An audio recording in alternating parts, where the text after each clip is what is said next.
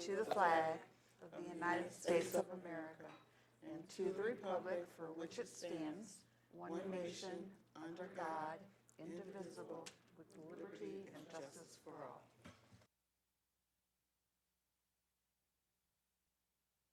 Tori, would you call the roll, please?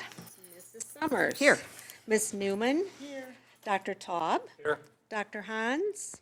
Dr. Landsman. Here. Mr. Landsman. Dr. Lansman. Mr. Furman. Here. Ms. Guadalupe. Here. Ms. Bernard. Here. Mr. Therese. Here. Mr. Rubin. Dr. Klotz. Mr. Kemp. Here. Yeah. Are there any changes to the agenda? I have none. Is there a motion to approve the agenda as presented? Motion. Or All in favor, please say aye. Aye. Any opposed? Thank you. The next item is public comment. Kirsten Elliott.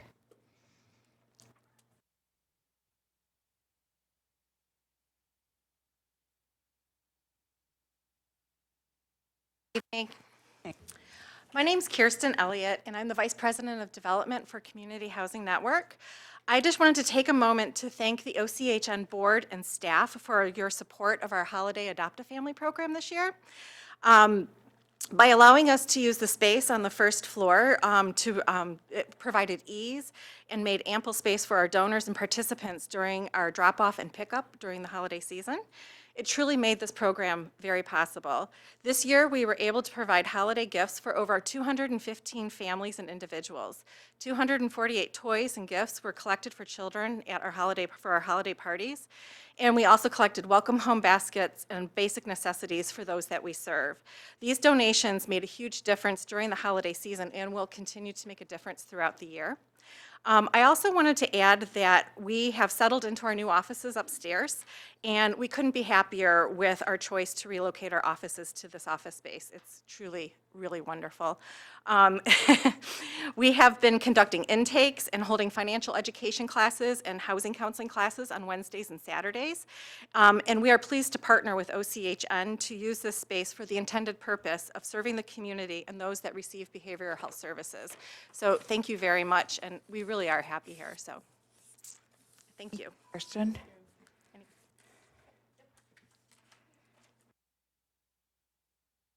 Kirsten is the only person who signed for public comment. Is there anyone else who would wish to speak to us at this time? There will be another chance at the end of our meeting, so you'll have an opportunity then.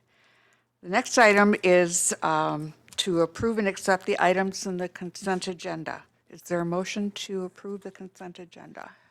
I'll make that motion. Is there a second? All in favor, please say aye. Aye. Any opposed? Thank you. The next item is Stories That Inspire Hope. I always look forward to this part of our meeting.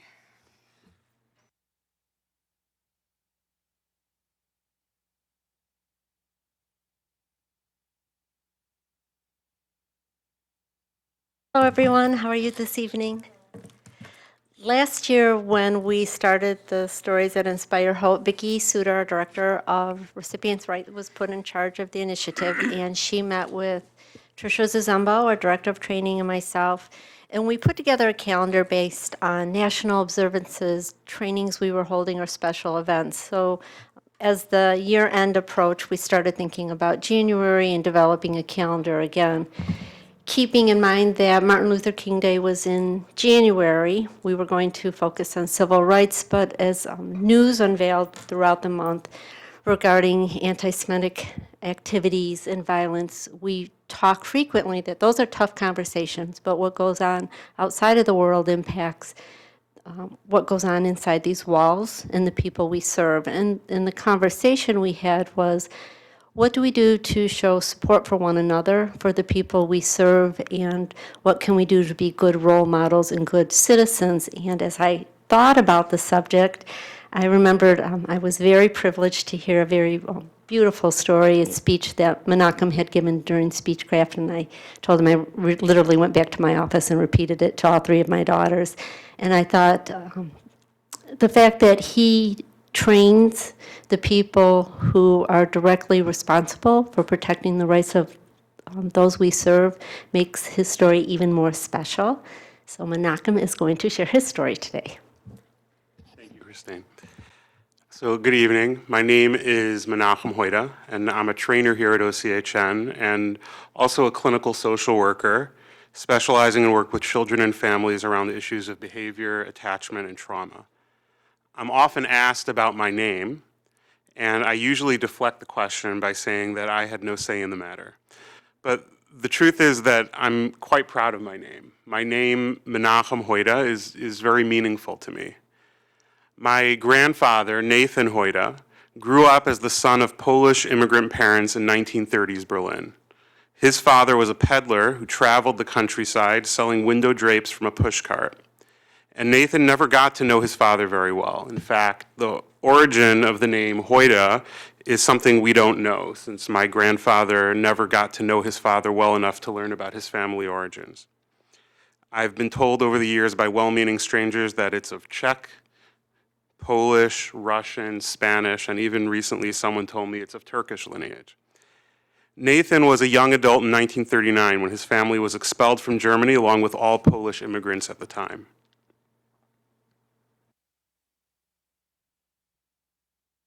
His family went to live with his mother's family in Poland. And it was in September of 1939 that he, along with his brother Henry and two cousins, left home for an extended biking trip. When they returned home, they found out that everyone had been arrested and sent to prison camps. They immediately headed for the coast to get out of the country on the first ship they could. Henry was not able to make it on the same ship as the rest of them and stayed behind with the plan to leave as soon as he could, but it was the next day that the Nazis invaded Poland and no one was allowed out again. My grandfather Nathan with his two cousins escaped to Cuba, where he spent the war corresponding with his mother, who was in a concentration camp. He told her of his plan to get to the US, join the army, become an officer, and then lead his battalion on a heroic mission to rescue his family. This was a ridiculous plan, especially since at the time the US had no plan to join the war.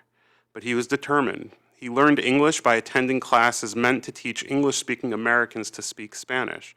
And since he knew Spanish, he could reverse engineer those lessons to learn what he needed to know. He made it to the US, joined the army, and became an officer. But he had one commanding officer who would cruelly tease him for his German accent. He would call him Nazi. Imagine how hurtful that was to him, as a refugee whose family was being persecuted by the Nazis, to be called a Nazi. But to this simple-minded commander, he was different because of the way he spoke, and that was all that mattered. That was how he was seen. One day his commander went too far, and Nathan hit him. Nathan was sent to the brig, and by the time he got out, he could no longer locate his family anymore. Any hope of rescuing them was lost. The Nazis had killed his mother and father and brother and aunts and uncles and grandparents and cousins. Every family member, every person that he knew had been murdered, except for the two cousins who had escaped with him. My grandfather started a business, he got married and had children, but life would never be the same. He was angry and sad and hurt and bitter. He got through life by projecting those feelings on others and often drowning his trauma in alcohol and cigarettes. At the time that I, his first grandchild, was born almost 40 years later, he had shut himself off from the world in any meaningful way. But it turned out that having a grandchild changed him. Suddenly there was hope. Suddenly there was a future that he could recognize, and his entire demeanor changed. My parents blessed me with the name Menachem, which means the one who comforts, because of the effect my birth had on my grandfather. I didn't know that traumatized, hurtful man that others knew because the grandpa that I knew was always laughing and playing.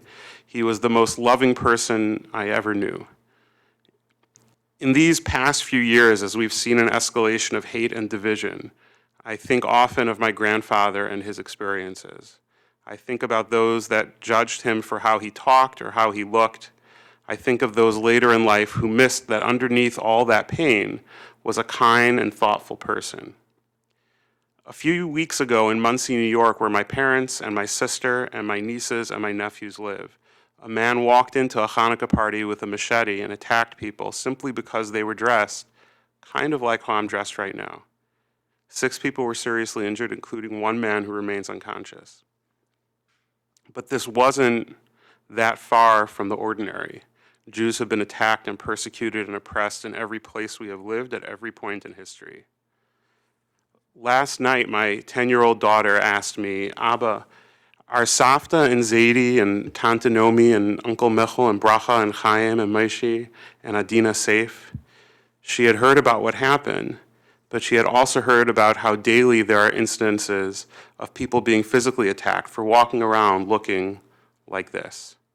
She has grown up hearing about violence against Jews in the present, about Jews being shot in synagogues and grocery stores in the recent past. She has friends in school who lived through rocket attacks in Israel. She has heard from her great-grandparents about their experiences further in the past. She's heard about Jews throughout history who lost their jobs because of their observances, or who were expelled from countries or subjected to harassment and escalating violence all throughout history. I want to tell her that the future will be different.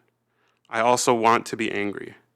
But then I think of my grandpa and how his dream that he had worked so hard for fell apart when he lost control under the ignorance of someone else. In my professional work, I have learned to understand that hatred and division are a product of resentment, which comes from a drive to feel safe in a world that doesn't feel secure. It's easy to group people by their color or their language or their disability status or how they look or how they worship or who they love, but that doesn't actually tell us much about that person at all. It's easy to dismiss people or dehumanize them or attack them because they look or sound like someone who has hurt us, but that doesn't actually make us safer. And so in the work we do here at OCHN every day, preparing people to work with the individuals we serve, I'm inspired by the promise of the vision of Dr. Martin Luther King. He taught us that we fight hatred with love, that we fight division with unity, that we fight ignorance with understanding. In this agency, we believe in the words of President Kennedy in the open warmth of community concern and capability with an emphasis on prevention, treatment, and rehabilitation. Our trainings empower people to increase understanding, to deepen compassion, and to listen and explore people's stories to learn about their journeys and start them on the path to recovery and healing from their pain. That work, that mission, calls upon us to see the dream Dr. King charged us all with, bringing to life, building a world that is safer, with more tolerance and love and understanding because of our differences, and because we value each other, and because we value what we share. Recently, we have begun to look deeper at our organization to address barriers to cultural competency. I believe that we need to understand that lasting work on cultural competency cannot be reduced to a game of whack-a-mole, eliminating this policy or that practice or addressing the use of this word or reaching out to that group. It has to be about a larger, perhaps more difficult effort to create a culture at all levels of our organization and the communities we serve to be flexible and open and understanding of our differences, to refrain from othering people, to refrain from marginalizing groups and ignoring their individual needs. And so I'm proud to stand here, looking different, with my funny sounding name, as a proud member of this wonderful OCHN team. Thank you.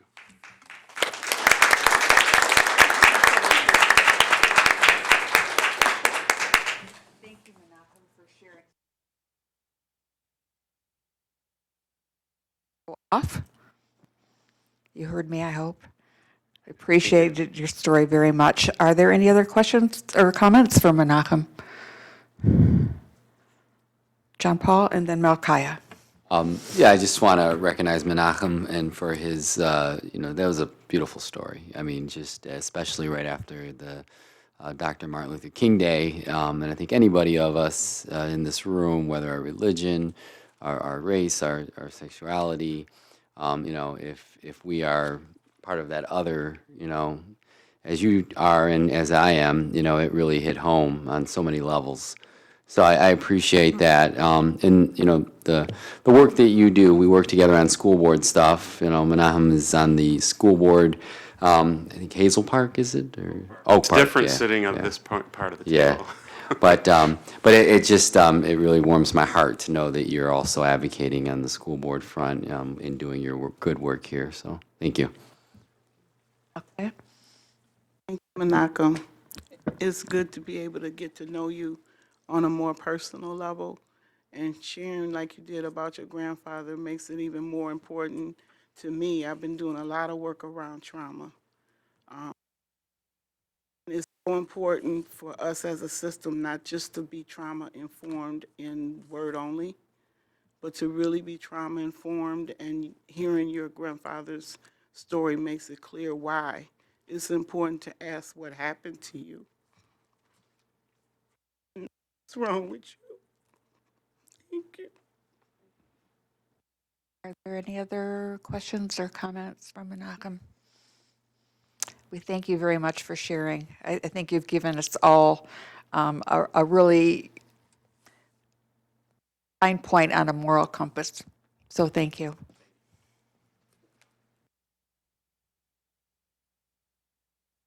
The next item on our agenda is these segues from these stories into our routine business are kind of challenging.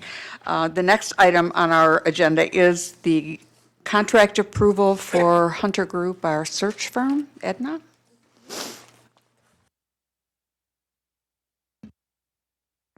Very much, and I would like to go on record as saying I do not have a problem with following Menachem's beautiful story, because the work that we all do here help to support individuals served and to further understanding, as Menachem challenged us all to do. So, with that in mind, I am here to seek approval from our Board of Directors to proceed with the contract for the Hunter Group. The Hunter Group is the firm that was selected by our Board of Directors to engage the CEO search. You guys have a copy of the board communication, which gives you an analysis and background, and you also have a copy of the contract. We do have agreement from the contractor to proceed with the contract as written with the terms and conditions as stated. And before we can execute the contract and begin operations on the search, we do need to have formal approval from our board of directors. Are there any questions? Jonathan? I want to make sure that both you and the purchasing folks are comfortable with the terms and conditions that are laid out in the agreement. Yes, there was a great deal of back and forth. Let's see who all participated. It was myself, one of the attorneys that we have, our contracts and procurement team, and the contractor. We reviewed the terms and conditions. There was back and forth, looking at the language in the contract, and we settled on language that we were all comfortable with. Are there other questions regarding the contract? Seeing and hearing, oh, Jonathan? Ready for your motion? If there is no further discussion, is there a motion to approve the contract for Hunter Group as presented? There is. Is there a second for that? I think I would like a roll call on this, please. Mr. Kemp?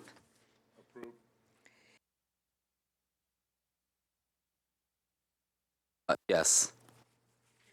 Mrs. Bernard, I'm sorry. I've done this all night. Ms. Guadalupe? Yes. Mr. Furman? Yes. Mr. Landsman? Yes. Dr. Taub? Yes. Ms. Newman? Mrs. Summers? Yes. Thank you, Edna, for all your hard work on this. We look forward to proceeding with our search. We will be meeting at the study session next week. Our study session is a week from this Thursday on January 30th. I understand there's been some confusion, so, all right. Are we clear on that, that the study session is next week, a week from Thursday? All good. Next item on our agenda are the November financials. Informational.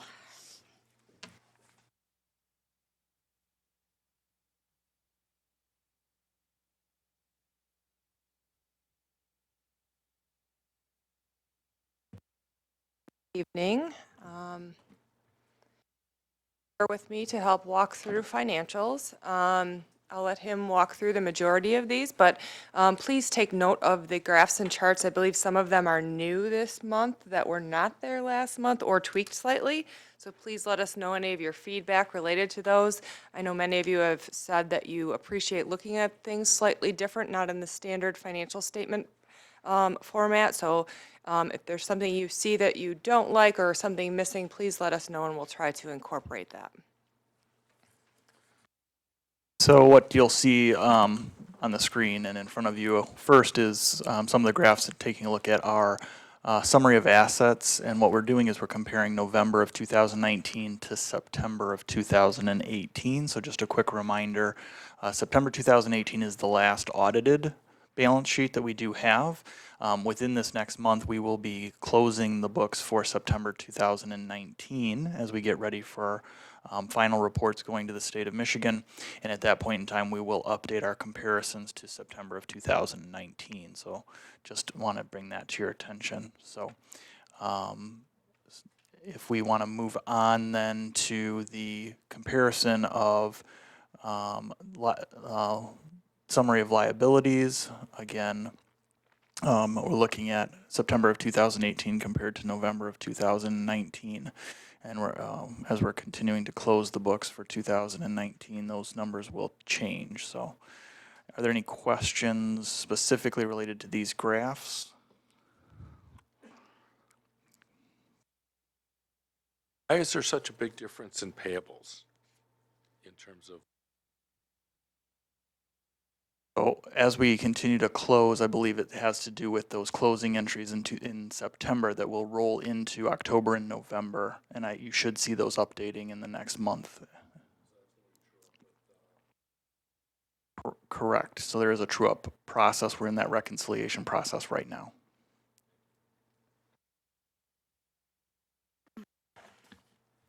So, comparing summary of net position for, again, that time frame, the reduction that you'll see from September 2018 to November 2019 includes some of the losses that we did experience in 2018 as we walked into 2019. So we are looking at truing that up as well in terms of how we are covering that deficit for 2019. We're going to be finalizing the financial status report that we're submitting to the state of Michigan, and we'll be able to give a detail of how much we're pulling out of PA2 funding potentially to cover some of that deficit and how much of that might be covered by the state of Michigan. As you may or may not be aware, there is some additional appropriation that will come from the state of Michigan for them to cover their share of the how much we went into the risk corridor. That receivable has not been recorded yet, so we do not anticipate that position to go down as much as is currently stated, but we will book that final receivable from the state once we have a final number. So I just want to add to that particular point. That's the document I sent out to you earlier today was the approval of the appropriation for this state portion of the risk corridor. So that's kind of that one that was waffling back and forth, whether they were going to give it to us for last fiscal year or essentially cover it in risk corridor.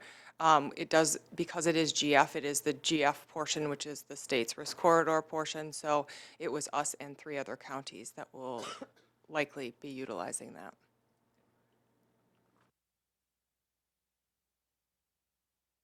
This next item gives you a little bit of a feel for our spend in terms of funding source. As you can see, and as is normal, Medicaid dominates how we spend our funding year to date, with Healthy Michigan being the second, and then general funds and other making up a relatively small percentage of our total overall spend.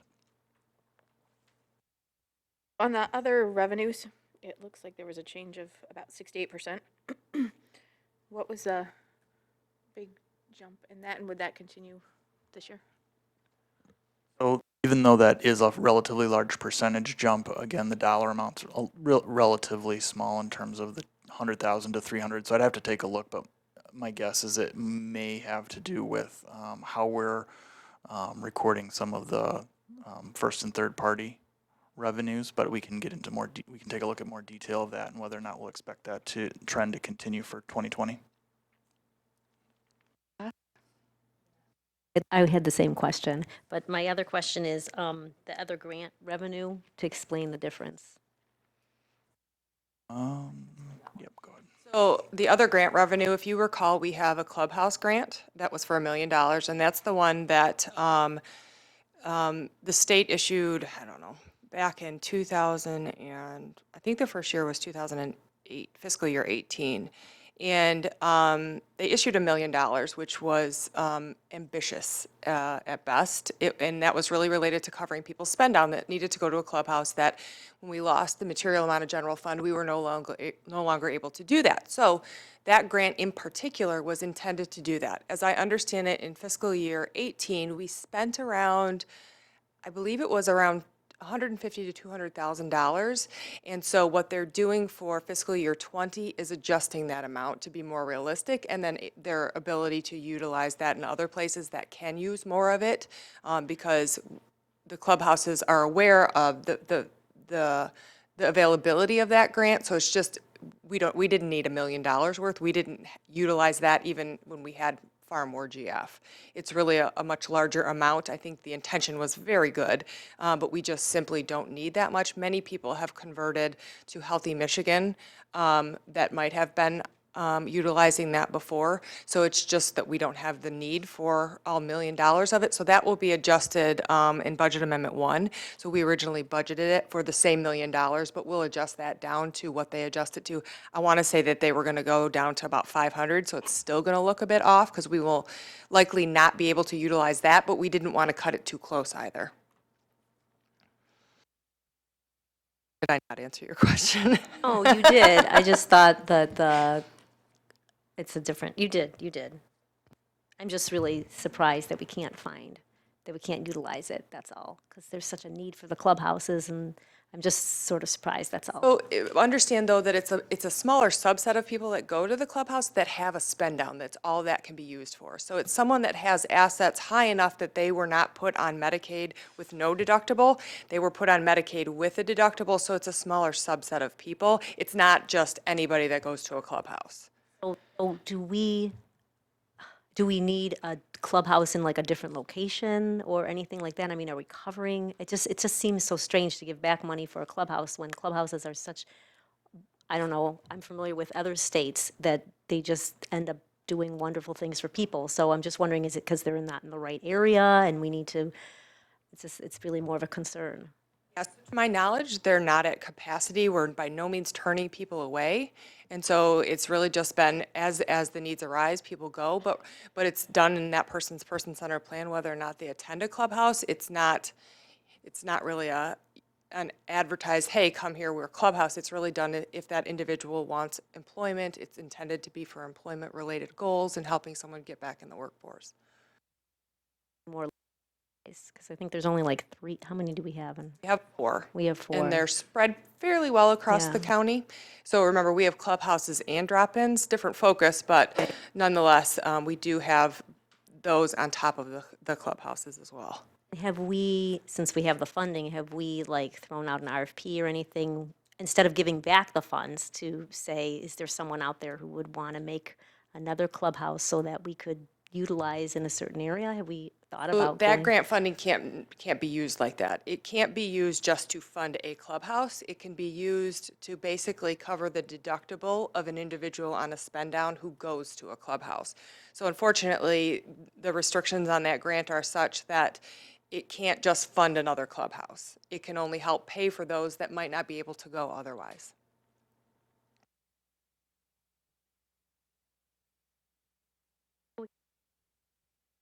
Wait, in the revenue change.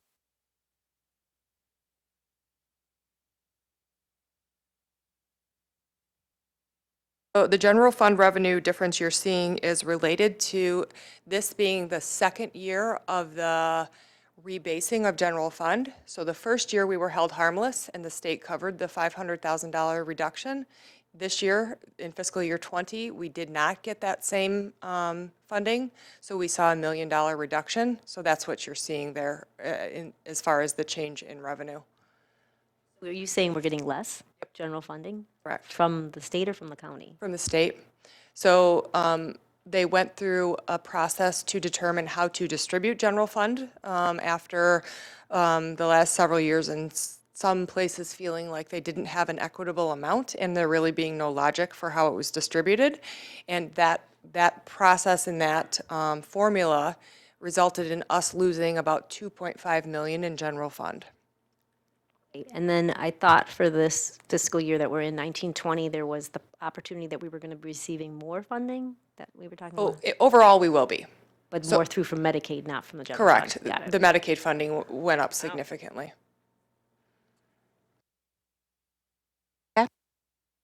Just to clarify that, so the rebasing effort that went on cost Oakland County $2.5 million? It will by the time it's done. They're implementing over a 5-year period. So this year is year 2, and then each year it will be an additional 500,000 until we get to that 2.5. What was the logic behind the rebasing? So they took a couple of base items that were base expectations related to jail services and a couple other factors, and then basically subtracted the number of people in a county. They subtracted the number of Medicaid eligible people, the number of people that were Healthy Michigan eligible, and basically took the portion that was left, and then proportionally, how did you fall throughout the whole state? So it was proportional based on the remainder of the general funds that were left and how many people you had in your county that essentially had no coverage. And our increase in Medicaid, is that because we have more people we serve? No, so the increase in Medicaid was due to a couple of different things. So not only is there a new methodology they're utilizing for Medicaid services starting this fiscal year, but also there was an additional 244 million in the appropriation this fiscal year. So those two factors gave us what is said in the rate certification letters to be about a 7.2% increase in Medicaid revenue. Mine has nothing to do with these items, but they're close. Okay, recently, we were notified of the $3 million of overpayment by the state to us, and we're going to have to pay it back during this fiscal year based on the calendar dates. Does it make sense, or can we leverage monies from last year or reserves from last year and use that instead of this year's funds? Take it out of different buckets? Would there be a benefit for doing something? Consider doing that. So it's essentially the money they're taking back is all for prior years. So it's for fiscal years 14 through 16. And so it's any overpayments, i.e. payments for someone that was deceased, they're going to collect. And that was the result of a federal audit that several states got. This happened to anybody receiving Medicaid in Michigan.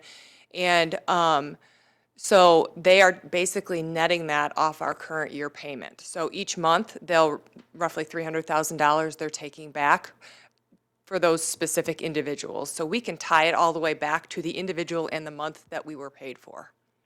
I just wondered if there was a way to not take it out of this current fiscal year's monies and out of a prior year, since we haven't closed the books. If it made So- sense. So there is actually an open question, not specifically related to Oakland, but statewide, about how is the state going to handle this take back. There has been discussion about the possibility that they'll actually reopen all of the prior fiscal year financial status reports that we've had to submit and re-cost settle all of them as a result of this. If that were to happen, if that's the route that the state were to choose to go, then it would actually come out of prior year funding and it would impact that rather than specifically coming out of fiscal year 2020. Or it's spoken for funds that are Medicaid for this year, because that's where the hit is. If they don't take it out of prior years, it's a $1 million or $300,000 a month hit. A current year designated funds, right? Possibly. It gets a little more complicated than that because what we have to do is we have to actually look at each fiscal year independent and see what the impact is going to be. Is it going to hit Medicaid for that fiscal year, or so you have to redo the entire cost settlement calculation, which is fairly complex. So. It essentially ends up impacting if we, for example, were to send money back, which I don't believe we did in any of those years, it would impact how much we were potentially to send back because technically our revenue had gone down for that year. I don't believe we did in that year. We did carry forward Medicaid revenue in fiscal year 17 into 18. Yeah, just 18 and 19 both were deficit years. So any of the prior years, if they were to allow us to open the cost settlements back up, that would be what we would do. If that was the case, then the fiscal hit this year would be smaller. Yes, the impact of the budget would be smaller, but potentially the impact to your beginning fund balance would be larger. So, yes.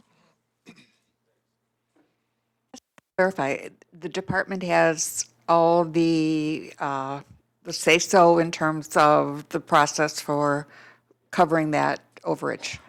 Oh, unfortunately, so we did reach out, one of the other PIHPs, because we had talked about that. Do they really have the right to do this in what are closed fiscal years? So we've closed everything and settled everything through, I think we're wrapping up 16 now. And unfortunately, per one of the attorneys at one of the other PIHPs, yeah, essentially they can go back to whatever they want from a federal perspective. There's no limitation on closed years or anything like that. Now, if the state wanted to cover it with their own money, yes, they probably could. That didn't seem apparent. We did talk about that a bit at the last PIHP CEO meeting with the department.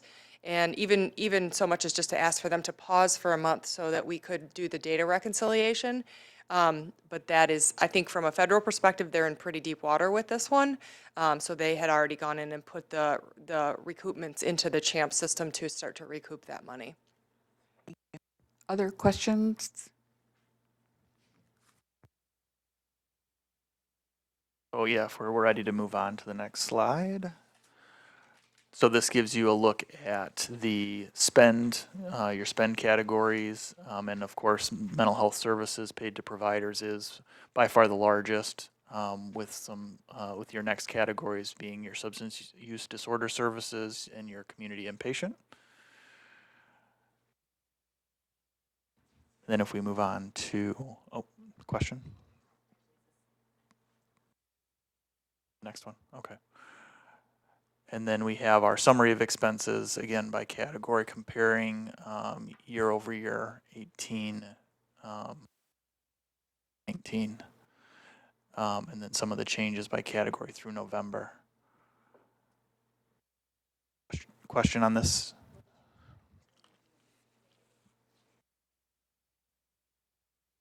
So I know that one of the things that we're in the process of doing is recategorizing some items, and so that could impact some of the categories. So in the other administration category, we're seeing some movement into other admin from like the insurance provider assessment and others. So we're in the process of evaluating the categories that we use for the different expense different expense types.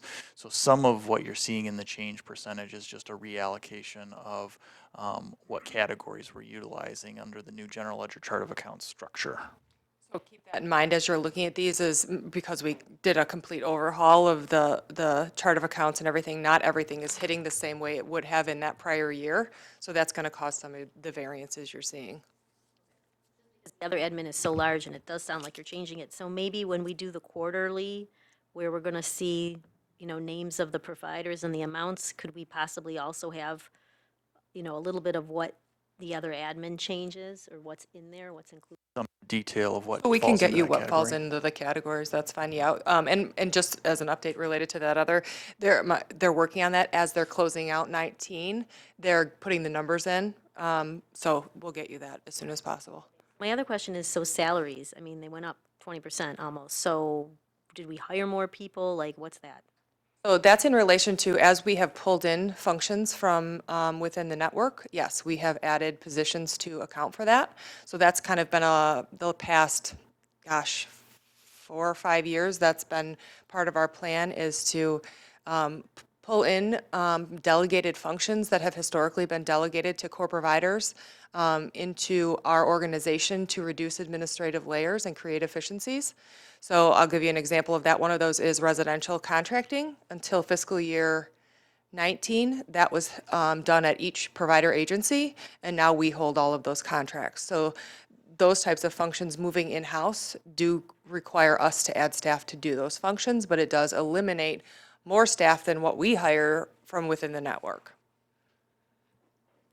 So how many people did we hire for that, like the residential contracting? Off the top of my head, I don't have that information. That's why the fringes went up, same Yep, reason? because they would go up proportionally with each additional hire. And then So if you think about it from the perspective of we had, let's say, 5 core providers contracting for residential services. Now it's just us contracting for those services, and each provider has access to every one of those contracts for a placement if someone needs to go into residential services. So that's been a direction from the state to reduce administrative layers, and so that has been what we have been doing for the last several years.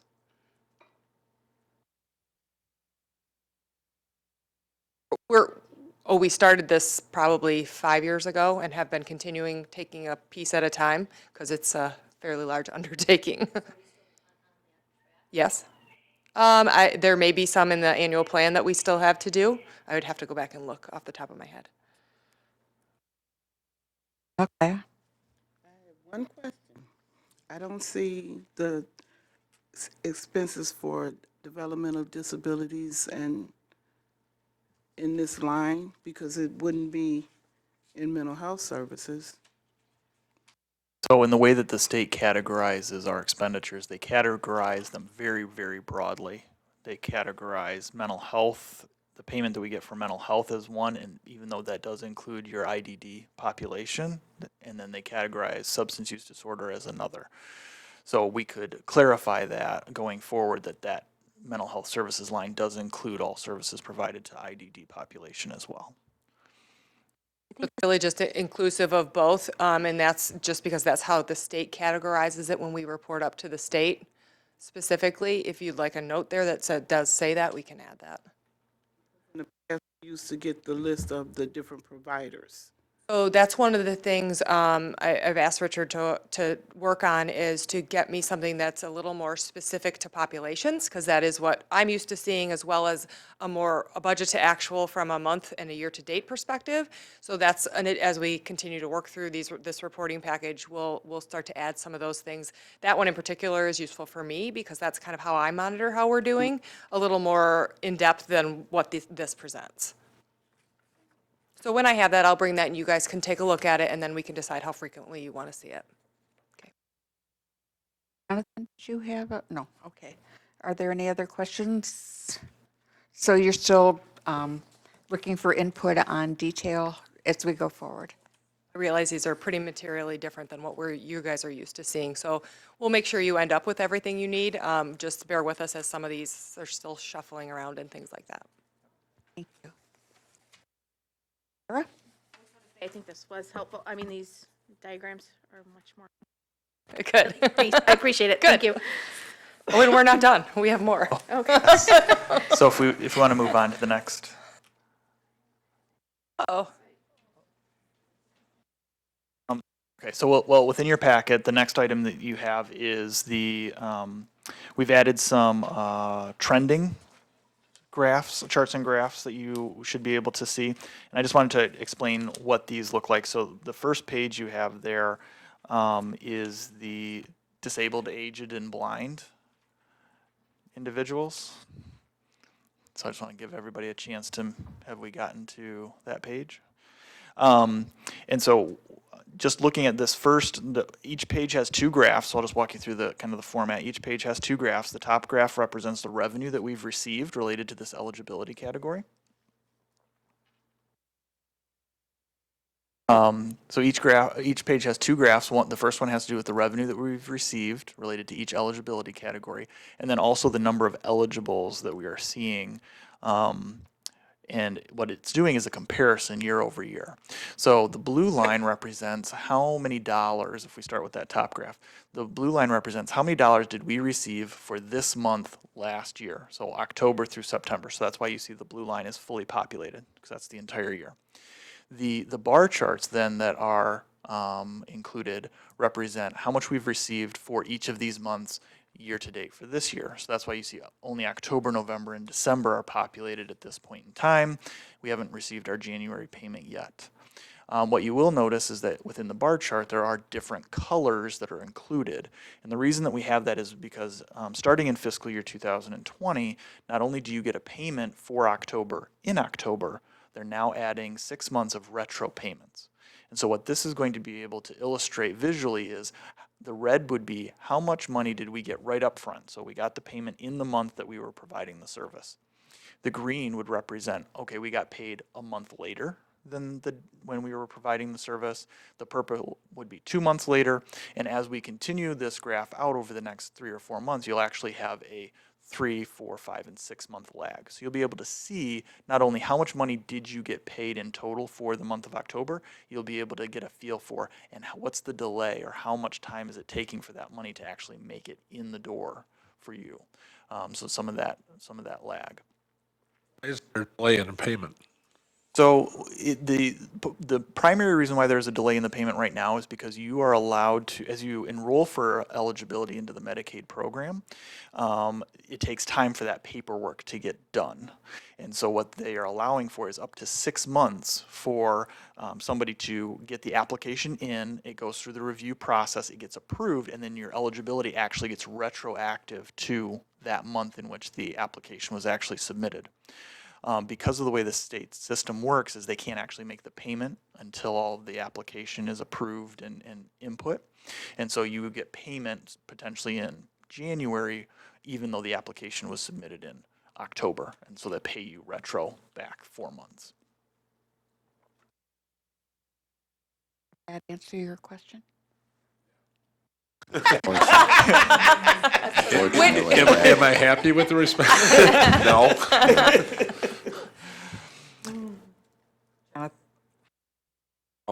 So that's roughly, okay, so that tells us when we get the retroactive payments for, or going back month by month.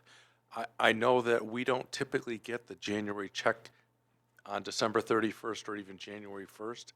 When do we get our January compensation? Is it beginning, middle, end? When roughly? January, the managed care payment, which is the DAB, TANF, and those capitation type payments, come the fourth Thursday of the month. So we don't actually have January yet. We'll have it this coming Thursday. And we have to work from our reserves throughout the month to cover ourselves. We really do juggle payments related to when we pay people because of that. And so we do get our HAB supports waiver payment the second Thursday of the month. So that one kind of covers, it's far smaller, but that one kind of covers us. So yeah, we do have to manage cash flow because we're not really a prepaid inpatient health plan. We're mostly postpaid. So at least it's another P, right? So that's the revenue piece of it, again, is in dollars. and I'll be updating the access titles for next month's report, but are in dollars. And then the second, for each page, the second graph is then the number of individuals that we got paid for. So again, same type of feel. It gives you an idea of how many people did we get paid for in the month that we're getting the payment, and then how many did we get paid for in a month after or 2 months after, so on. And again, you're able to compare that to the prior year. So for example, in October through the end of December payments, it appears that we actually got paid for less people than we did a year ago, whereas in November, we actually got paid for more people than we did a year ago. So also recognize we still have some outstanding payment issues. This is not reflective of everything at this point. We still have a lot going on with the things we've talked about before, with the state still working out in CHAMPS how to fund us with 2 different rate structures. So that's still messing with us a bit. So keep that in mind, that there is some outstanding payments that we will receive once they hopefully get that fixed. You're referencing the people that have come, that are listed or being eligible under TANF that really are DAB. No, I'm referring to, they have a couple of issues with when they decided to do 2 rate structures, one for enrolled versus unenrolled. CHAMPS really wasn't equipped to do that, and it messed with the CHAMPS payment system. So in October, for example, we saw a drop of a material amount of eligibles that we were paid for, and so they are working through the process of making sure that we are still getting that. And by that, I mean we are pointing them out for them. All of the PIHPs are working to identify those issues and make sure they correct them. January is supposedly supposed to be fixed. We'll check it when it comes in and take. And any further resolution to those folks that should be DABs that have come in under TANF, and so we get less revenue?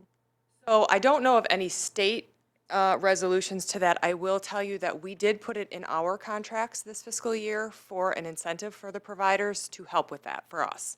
So even if the state doesn't do anything about it, we put an incentive in the core provider contracts to help move people who really should be funded via DAB and have been receiving a payment on the TANF side or Healthy Michigan to move them back over. So we're working on it from our end regardless of what the state does, but unless Richard knows, I am not aware of a state solution to that yet.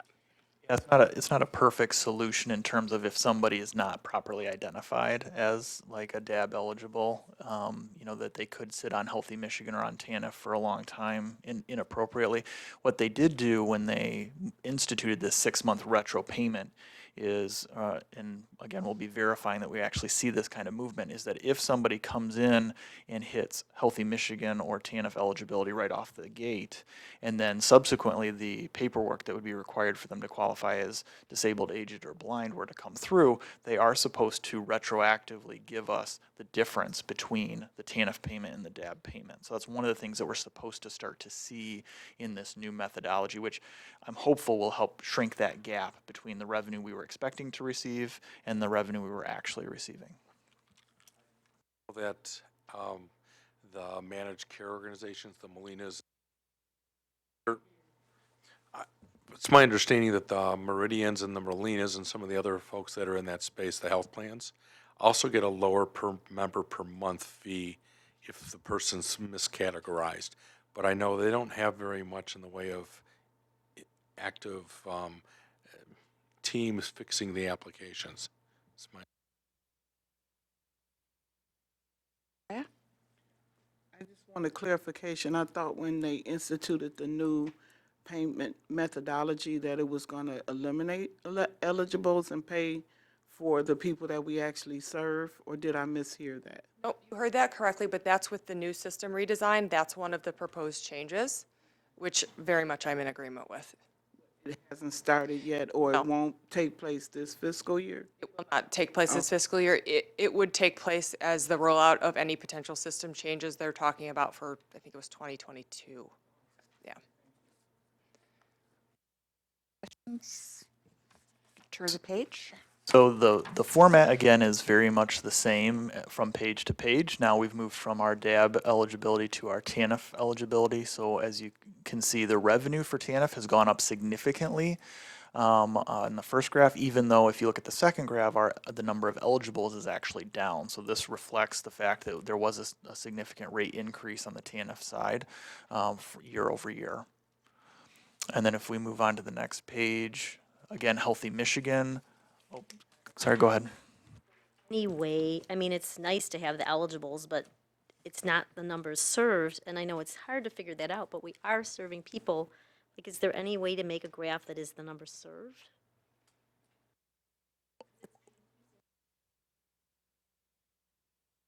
So, just for one of the things we're working on that will come to the board is a dashboard or a set of graphs that will actually talk to you about the number of people we're serving and have served year to date, because that does obviously change every month, and it depends on how many people are open. So it is unfortunately entirely separate with the number of people we're paid for. Right, but it would be, because it doesn't really, it's nice to know eligible, but it doesn't really mean anything because it's not the number of served. For us, it's very impactful because it's how we're paid. So it's, Is it possible just to put it all together, like to have a graph just like this? I mean, it's really, really cool. This is an amazing graph to compare from this year and last year and see, months ahead. But would it be possible to put another little graph on there, in different color, orange or something that showed, since you said you know those numbers served? Oh, we're working on a graph that does that. And put it on this. So unfortunately, to overlay it on this graph, recognize, the number of eligibles for Healthy Michigan is 51,000. Right. We probably serve maybe a few thousand. So Right. it's not actually going to lay on this very well because of the scale. Right, but it would at least mean something, so one of us the versus one of the things accounting. that is a little bit different about Oakland is that you're both a PIHP and a CMH. And so the purposes of these graphs is really from your PIHP hat, where is the revenue coming from? And what I'd recommend is that we have something that's more of a CMH related graph of where is the money going? Because those are two different functions that even though you're a single organization, you do both. I think you're going to find a lot more value out of where is the money going, and I think we can find a way to have a graph that shows that. I just don't know how those overlay. Or let us also go back and brainstorm a little bit. Diana might have some ideas on how we might be able to mess with that. I think if we look at the iDashboards, we've got the persons served by the various programs. So those graphs could be put on here or as a separate page. So that we can do easily as a separate page. It's overlaying them to this that we might struggle with. So we'll see what we can do and bring you something. You can take a look at it. The next one then would be Healthy Michigan. And again, revenues we're showing for October and November with some of the retros, we're showing revenue greater than prior year, even though eligibles are showing less than prior year. So again, reflecting the fact that we are seeing a larger payment per eligible year over year.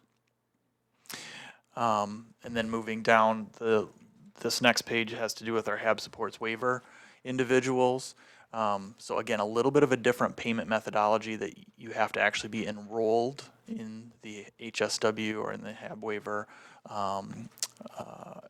to get a payment, not just be eligible for Medicaid.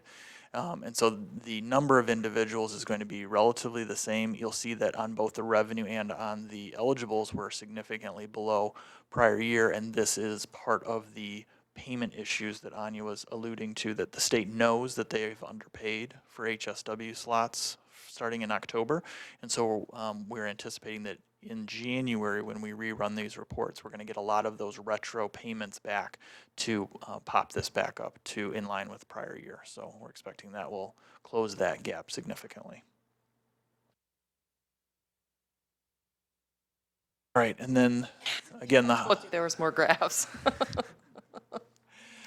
So that's a lot. I mean, that's a lot of what I wanted to highlight in terms of this month's financials, in terms of additional information that we're adding, some of the constructive feedback we would hope to get from the group if there are things that you like or don't like about these graphs that we've added. Most of the rest of the report, again, is numbers that are in flux as we continue to close 2019. So unless there were specific questions about the rest of the report, my intent would be to bring back an updated report next month that's going to be much closer to final 2019 numbers. So. For me personally,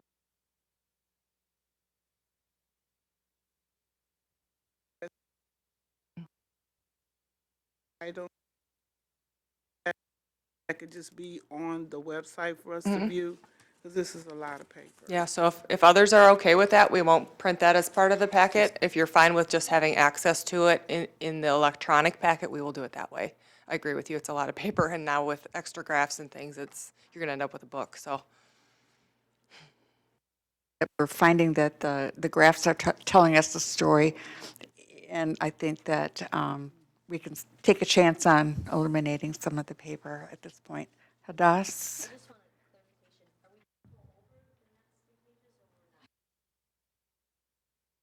So when we start looking at them from comparison purposes, and we've gone over a lot of the same information, they were just in graph format previously.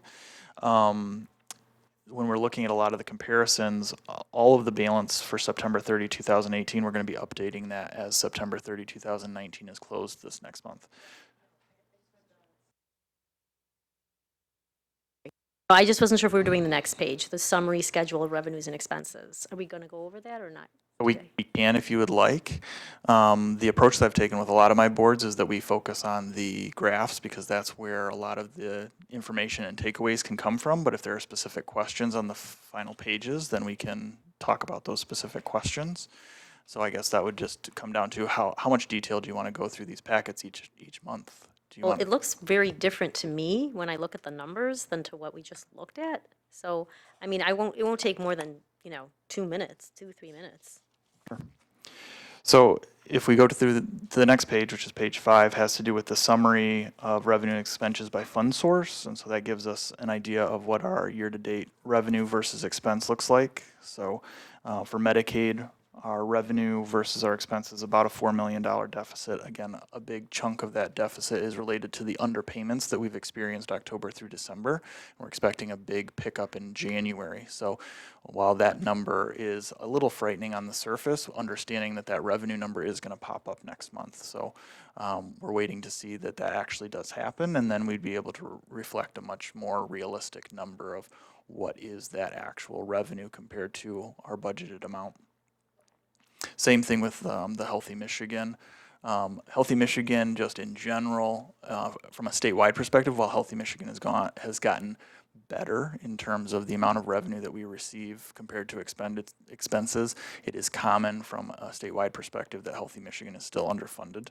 And so we do see that across the state as well.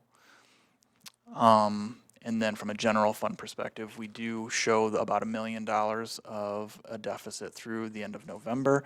The one thing, again, with that retro eligibility that we were talking about earlier, it is possible that we have expenses that are currently categorized to general fund that will switch into Medicaid and Healthy Michigan as those individuals have their Medicaid eligibility packets getting approved by the state of Michigan. So it's not uncommon for those expenses to move from category to category, even though the revenue will stay the same because that revenue is based on our actual payments from the state. We still end up $1 million under. As it relates to the state general fund, the hope would be that that number will get smaller and smaller, and we get close to break even by the time we get to the end of the year as we see those retro eligibility changes being made.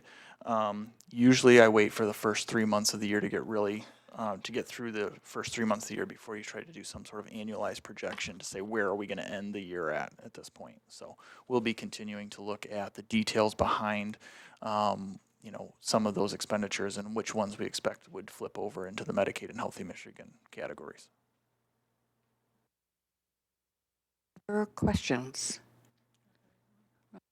Hadass? I guess I'm wondering, with the financial report, how far in advance of a meeting can you get the data to the board prior to the meeting? Oh, I know this went out, I believe, last Friday. didn't see it until today. I think it was an issue with the boardables or something because I looked, I didn't see. The only thing I saw was the templates. I didn't see the actual data. Oh, But that, even, okay, yep, I know what you're referring to. And so I think that was just a matter of it being year end and this being relatively new. Some of the graphs and charts, to my knowledge, weren't, I don't think might have been put on there until today. So typically, we would always have this out to you at least the Friday before. That's always the goal. my question to you is, can you get it to us any further back? Or is that not possible for staff? I'm not trying to put extra pressure on the staff, but especially like this, every meeting, I notice we allot a certain amount of time for the financial report, and it never sticks to that. And I'm just thinking if it was possible for us to view it sooner, if we had questions, we could submit those to you prior to the meeting so that we could get the answers that we're looking for prior to the meeting instead of, and this would be more or less a summary, is my thought. But again, I'm one of 12 people. Further thoughts on that subject? We never have an opportunity to review and have a conversation about it because there's not like a separate finance committee. We have to spend the time on this. It's just my opinion. There's a couple different ways, but one would certainly be allow more time.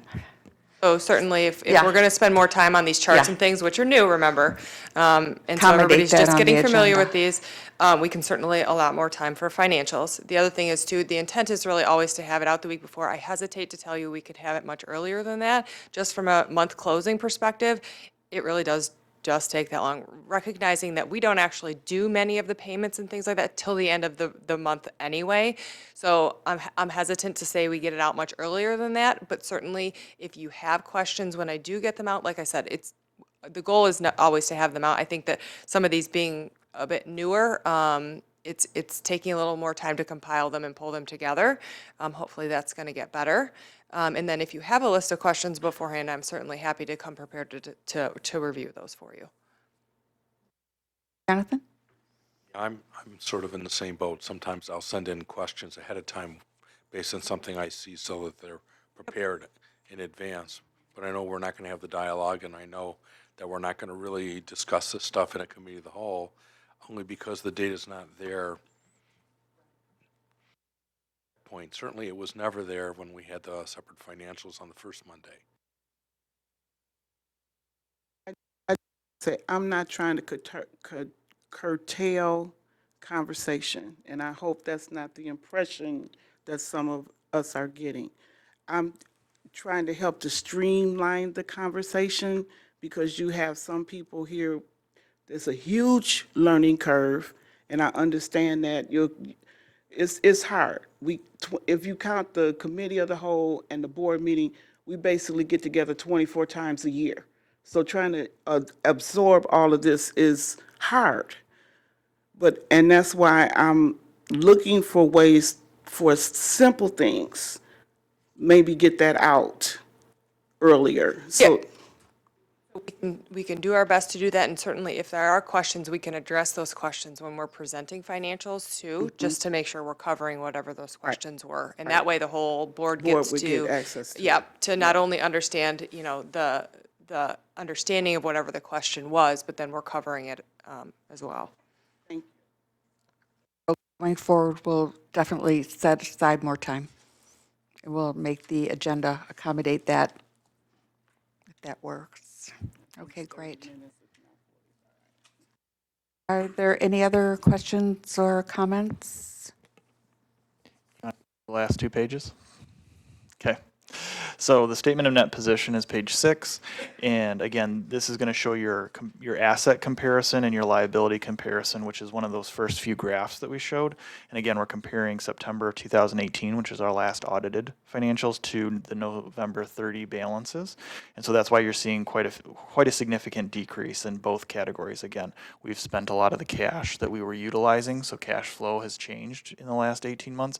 And then also we have some of those provider reconciliations that we're still in the process of accruing back to September 30. So that's why those decreases we're seeing those decreases in both the assets and the liabilities year over year. And then if we move on to page 7, which is the income statement, again, this is a comparison of year-to-date, so through November 30, 2019 compared to year-to-date November 30, 2018, so a year-over-year comparison.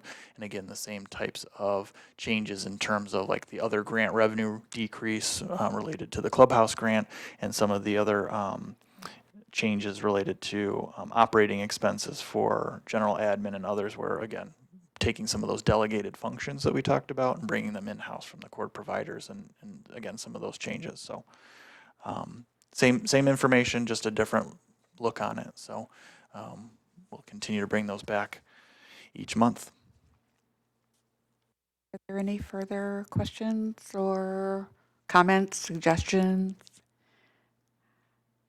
Oh, good. And we will make that adjustment on the agenda going forward.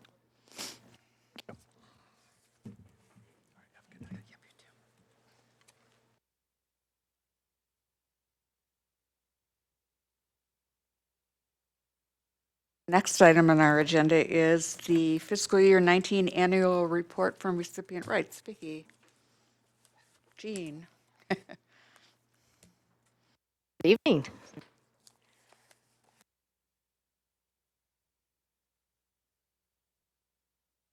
All right, you did receive the actual report. That report has been submitted to the state. It is required that we submit that before the end of December. We were able to do that. It is required through the mental health code that we provide the board with an annual rights report. So instead of just giving you the paper report, we do a presentation to help bring the numbers to life, to have some understanding about what that report actually means, since it is 24 pages. Not everything in the report is in our PowerPoint presentation. We tried to pull out information that we think is relevant. Also, some of the information that's in our PowerPoint, we put in so that there's an analysis basis to it, so you have some comparability in trying to understand what the numbers meant. In the report, I also, on some of the pages, will indicate there's a notation of where you would find that information in the actual report that we submitted to the state.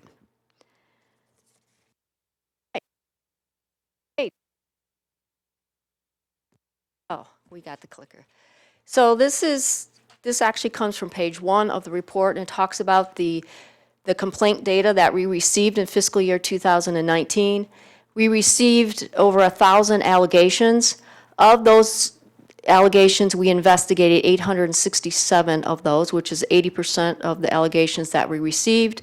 And out of the 867 that we investigated, we substantiated 345 of those allegations, which is a 40% substantiation rate. Questions on that? Yes.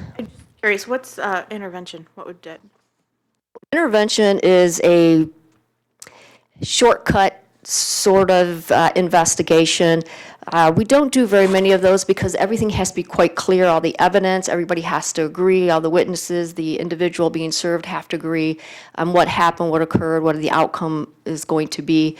We don't do very many of those because that's not usually what occurs.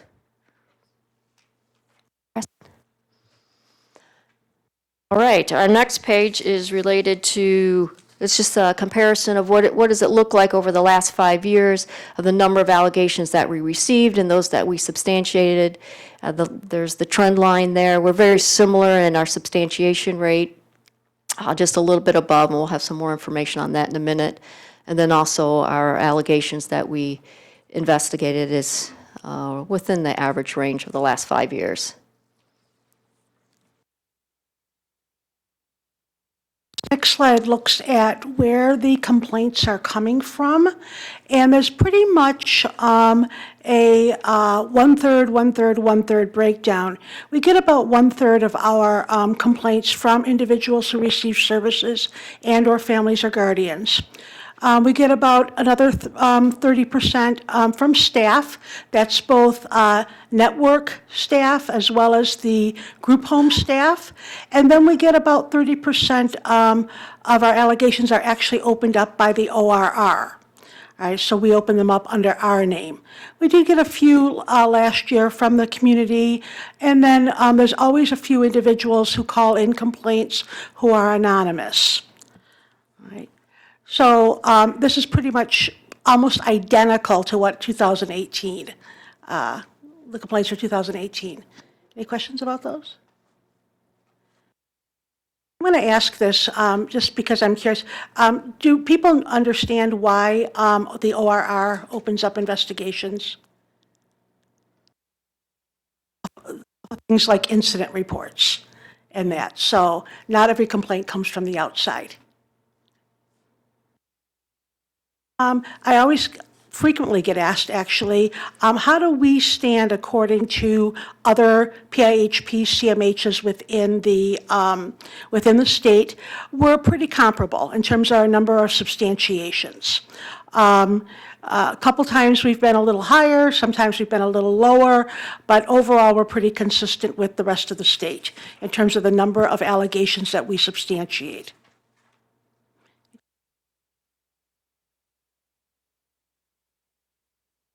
Timeframes for investigations, this is actually one I want to talk a little bit more about in the next slide. We have 90 days to complete investigations, and what this graph basically looks at is how long did it take our rights specialist to complete and close an investigation. And we measure it based on 30 days, 60-day status letters, and also then on when the report of investigative findings was issued. And if you can look at the chart, you'll see that our number of complaints that have taken between 60 and 90 days have actually gone down, and which then resulted in the number of complaints being processed within 30 to 60 days going up, which is pretty consistent with what we had hoped for. As one of our major goals during the last 12 to 18 months has been to reduce the number of days or the amount of time that it takes the Office of Recipient Rights to investigate complaints. This has a lot of benefits for the individuals that are served. It really benefits them in terms of getting some closure on things. For our provider organizations who may suspend staff with or without pay during the course of investigation, it helps them to get their staff back on duty relatively quickly. Quicker, not relatively quicker. And as you can see, we have 90 days, but in fiscal year 18, our average day was about 69.77. And then this past fiscal year, we've brought that down to 59.09, which is a reduction in 10 days.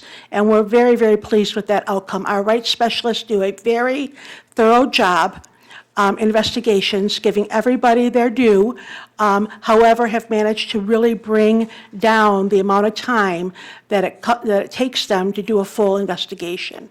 So this is one of our targets, and we are very pleased to report that it was successful. I was just wondering, what are they doing differently that they're be able to cut down the time? Discussing strategies. As investigations come in, evaluating the level of complexity that they are, that they are as complaints, and thinking about how can we get some of those ones that are more obvious than others done quicker. We've also seen staff consolidating, doing multiple interviews on the same day, which they've always done. They're just being a little bit more concerted, putting some concerted effort into the geographic areas that they're going out to, that if they've got 3 investigations in this particular area, that we address all the interviews in the same, on the same day or within the same region. Vicki and I have made a commitment to also try and get reports reviewed in a more timely manner. We read every single report that goes out of the ORR, every single one of them. And so everybody had an opportunity for some improvement, and I think they all cumulatively resulted in what we're seeing here.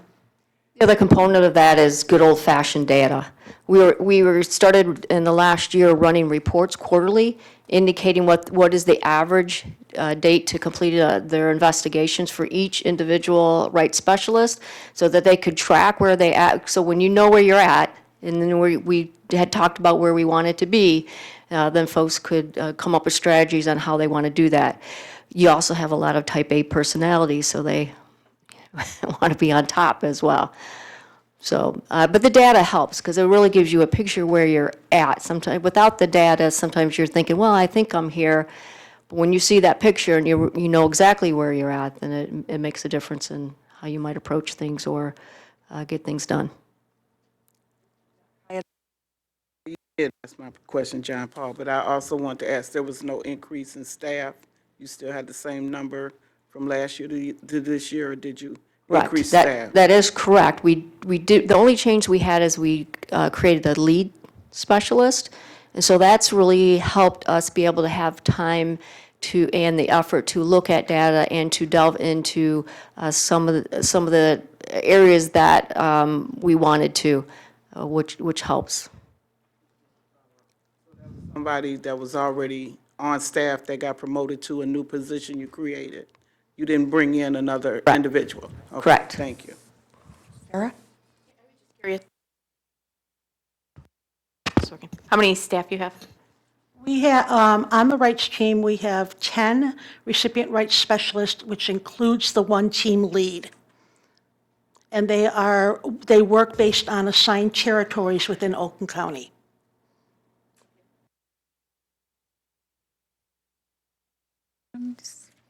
Okay, next page. Great. Individuals served that the investigation is in regards to the complainant, and a guardian has the right to appeal an investigation. We don't get a huge number of appeals. Typically, our average is from 4 to 8 or 9 per year. In fiscal year 19, we had 5. 4 of those were upheld by the appeals committee. We actually have an appeals committee that has to review the appeal and the investigative findings and the summary report. And then they determined, are they going to uphold, ask for reinvestigation, which happened in one case. And all the appeals, as well as the investigative process, is very based on the mental health code, administrative rules, our contract with the state. It's very, very, very regulated. Remediation. So remediation is what occurs when an allegation is substantiated. There has to be some action to correct that so it will not occur again. So this just gives you, it takes all the information on page 7 and gives you a picture of what are the most likely remediations in this current year. So, and it's similar to past years. You have written reprimands. Certain substantiations, abuse and neglect, require either a suspension, a termination, a written reprimand, a demotion, a suspension, transfer. So that is specifically prescribed for any abuse or neglect. Anything other than that, it's up to the agency to determine what would be the best course of action. So training also, and sometimes there's more than one remediation, so it's not going to exactly match, because sometimes there's more than one in a particular substantiated allegation.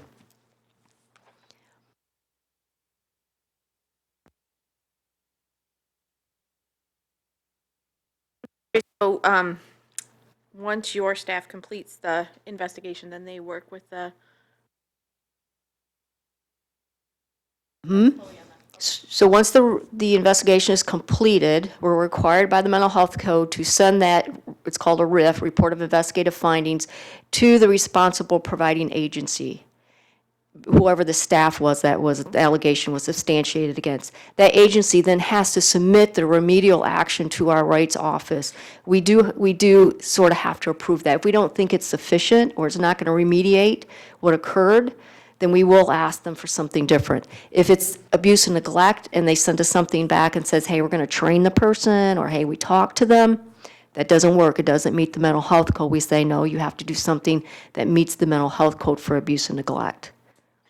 Or follow-up to make sure, let's say there's, I don't know, written counseling, would that be followed up with you guys at some point? So whatever they say they're going to do, they have to provide us proof. Okay. From the time the report of investigation is issued, we have 14 days total, or 10 business days, to issue this summer report. And so if the agency isn't able to get us proof in that time when they tell us what they're going to do, once they get us that proof, we will do an amended summer report, so that an individual being served will know what actually occurred and that it did happen. So the person gets then a report saying remediation was Yes, taking place? yes, the individual served, the complainant, and a guardian receives the summer report. Appreciate it. Wondering what would be in the other category in terms of Oh, remediation? glad you asked. Right, so typically, the other category are things that happen in conjunction with another remedial action such as termination. So sometimes they might terminate the individual, but they might do some training of the other staff or rewrite a policy or something like that. So it's also things like recouping funds from individuals. So sometimes individuals' funds are stolen or their property is stolen. And so the agency has to make them whole. Sometimes, staff sometimes resign before we conclude the investigative findings, so it's just noted that the person had left employment. So it's things like that. Most welcome. Paul? With regard to the complaints, I know abuse and neglect is one category where it's more the severe suspension, demotion, staff transfer. But could you share at all what maybe more of the common complaints would be in the recipient's rights complaint when it is filed? When we look at what our largest complaint categories are, one of them is dignity and respect. And that is just basically what exactly it sounds like, that people felt that they were not being treated respectfully. That can include being sworn at, that can include just attitude of staff. And a whole other bunch of stuff. The other category that we do a lot is what we call mental health services suited to condition, mental health services suited. And what that looks at is, was the individual receiving the services that they were supposed to receive based on their individual plan of service? All right, and so if it says that you're supposed to get A, B, and C, did you get A, B, and C? Or did you only get A and B? Mental health services suited also has a lot to do with staffing ratios. An individual needs 24-hour assistance due to the severity of their disability, and staff were not there for 2 hours. Or needs more than, the home needs more than multiple staff, and only one staff was provided. So mental health services suited is one of those categories that contains a lot of possibilities. But it really goes back directly to, what does that individual need? And was it provided? Okay. At one point, the board used to get recipient rights training. We're getting more new people to the board. I just want to make the suggestion, we might want to consider going back to that so that people understand the rights office, the categories. It would make the report a little more meaty, I think, if people knew the background. Just a suggestion. I agree. A lot of board changes, it would be good to have some training related to that. Are there other comments so far? Right, this information also comes from page 7 of the report, and it's remediation by the type of individual that is served. The largest portion is persons with developmental disability. Those are individuals that tend to reside in licensed settings or have more significant staffing needs, and so we do see more allegations related to individuals with an intellectual or a developmental disability.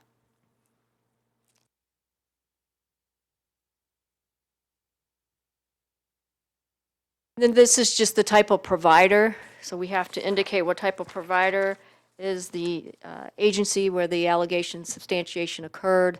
For an independent placement, again, folks are getting community living supports on a daily, regular basis. And then you also see your residential settings is another higher area.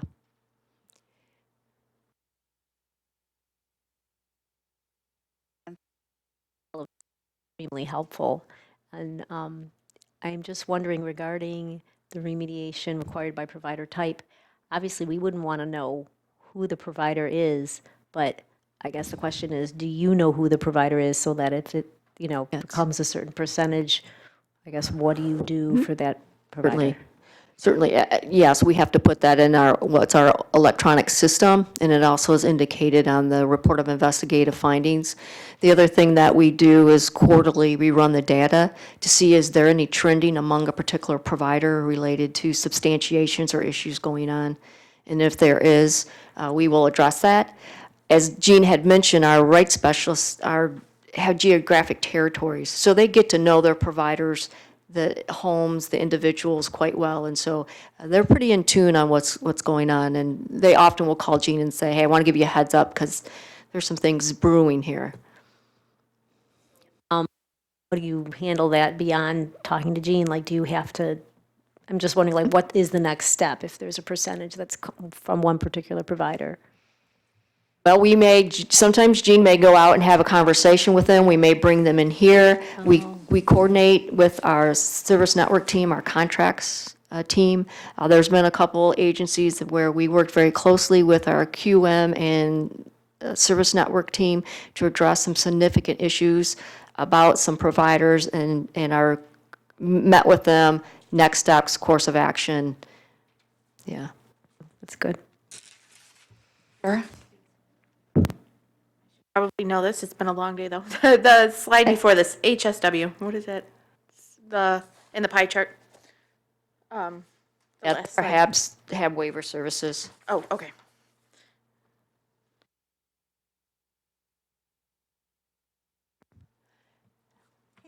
The next slide is about training surrounding recipient rights. And earlier this evening, you met Menachem, and Menachem is our initial rights training extraordinaire trainer.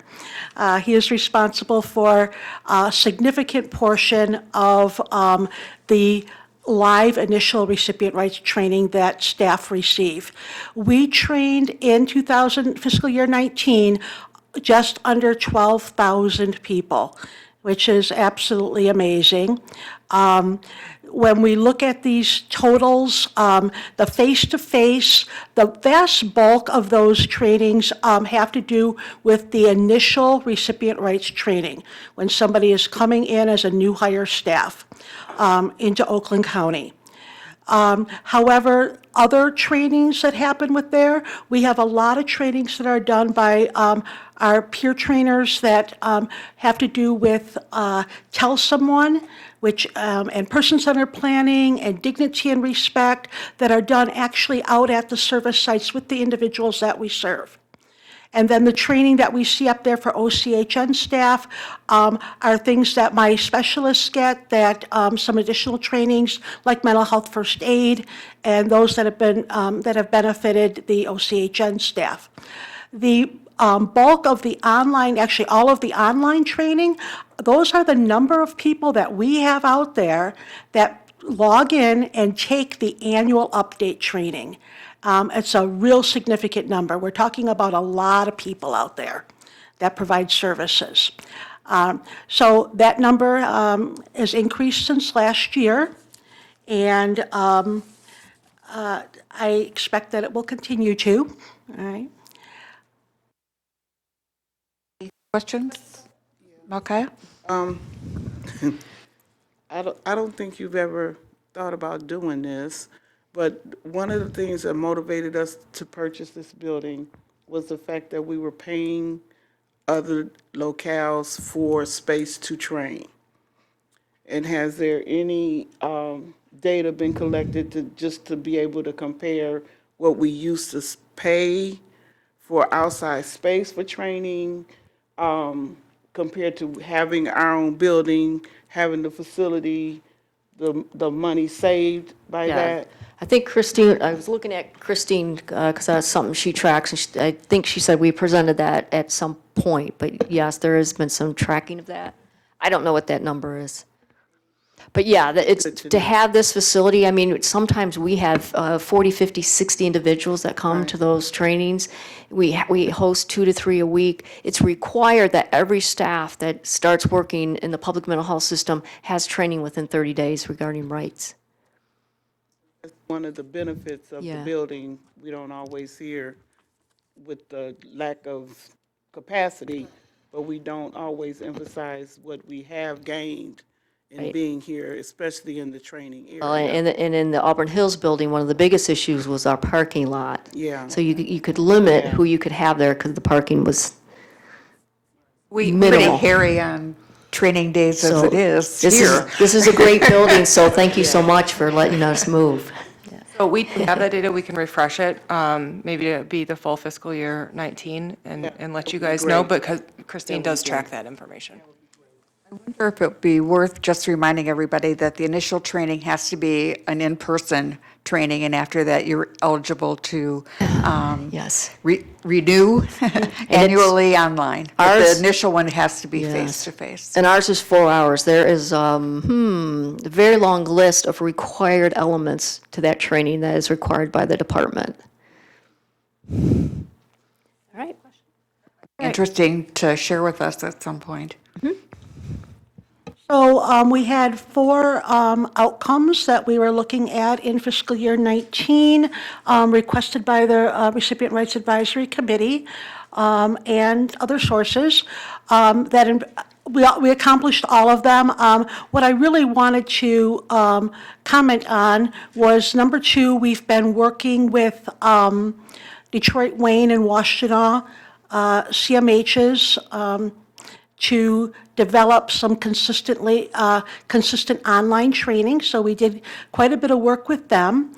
And on, when was it? June 21st, we had over 100 people. Our Recipient Rights Advisory Committee really wanted to put on a rights conference for individuals served and their families, and people that support them from their families. So we had over 100 people attend that, and they want to do it again. In this building. In this building, yep. So our plan for this coming year, the RAC would like to provide another rights conference for persons served. They also have 2 other target areas. One of them is to bring more awareness about recipient rights to individuals with mental illness. All right, and so what we're going to be doing is brainstorming and implementing at least one of the ideas on reaching out to the that service, individuals receiving the adult MI services. And the same thing goes with individuals who are guardians and active supporters, really making sure that they understand what recipient rights is about, and we want to brainstorm and we want to pick one of those areas too.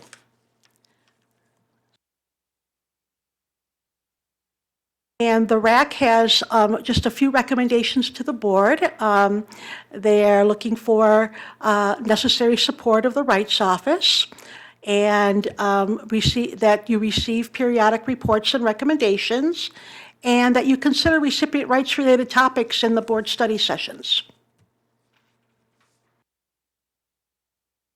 Is there an effort to offer some suggestions for those topics?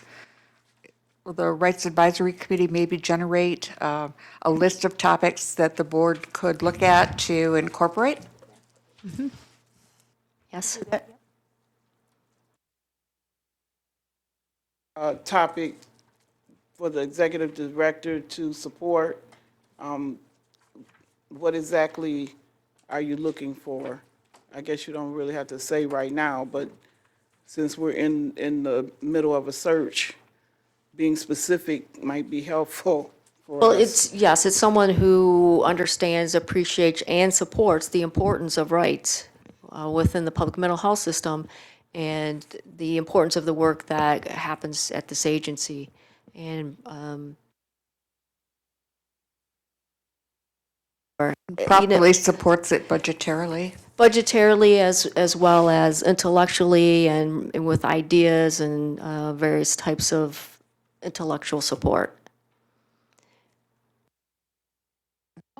Nobody who Roger, cares. were you- Well, like I was saying, with us embarking on this brave new world, it might be helpful to have something in writing to the board I mean, you just said some things, but it's still a little fuzzy for me. If you have specific things you want the board to be aware of going into this search, it would be good to get that information by Thursday. Or What's next today? Thursday. Oh, next Thursday. Next Thursday. John Paul? I was wondering how number 2 would look, board reviews periodic reports and recommendations. I know we have a recipients' rights committee. Years ago, I had an opportunity to sit on that, so I got to, if we still do the same, review a lot of these, which was helpful and insightful to understand the process. But, so how would number 2 look? When we need to fill positions on the Recipient Rights Advisory Committee, we bring recommendations to the board, and the board reviews and votes on that, so that's one way. I'm trying to remember if we present the semi-annual report. I don't think we do. Yeah. Time, Yeah. where we did It's- do that. they really- I they've- don't know that we've had that in Yeah, our. it's not really necessary. In fact, the department finally has seen the light, and they're only asking for the very minimum information necessary for the semi-annual report, because it really isn't that relevant. But But it's required by the law, so they Right. have to ask, and so now they've finally whittled it down to very little elements. I can remember one training we had for the board that had not to do so much with the, only the nuts and bolts of rights, requirements, rules, law, all that, but also the importance of rights and the value to the people we serve as presented by people we serve. And I would hope that maybe at some point we could have some sort of feedback from the rights office to the board that way, because it was really impactful. When people explained what it meant to know that they were protected and supported and had the rule of law behind them, it made the meaning of rights take on a much more important kind of component of an individual's life and how they see themselves and their value. So I would hope that maybe you would consider something like that in a future presentation to include people who have had positive experiences by accessing the rights system, and if there were, really good outcomes for them. That would be great to know too, I think. Okay. Other questions or comments?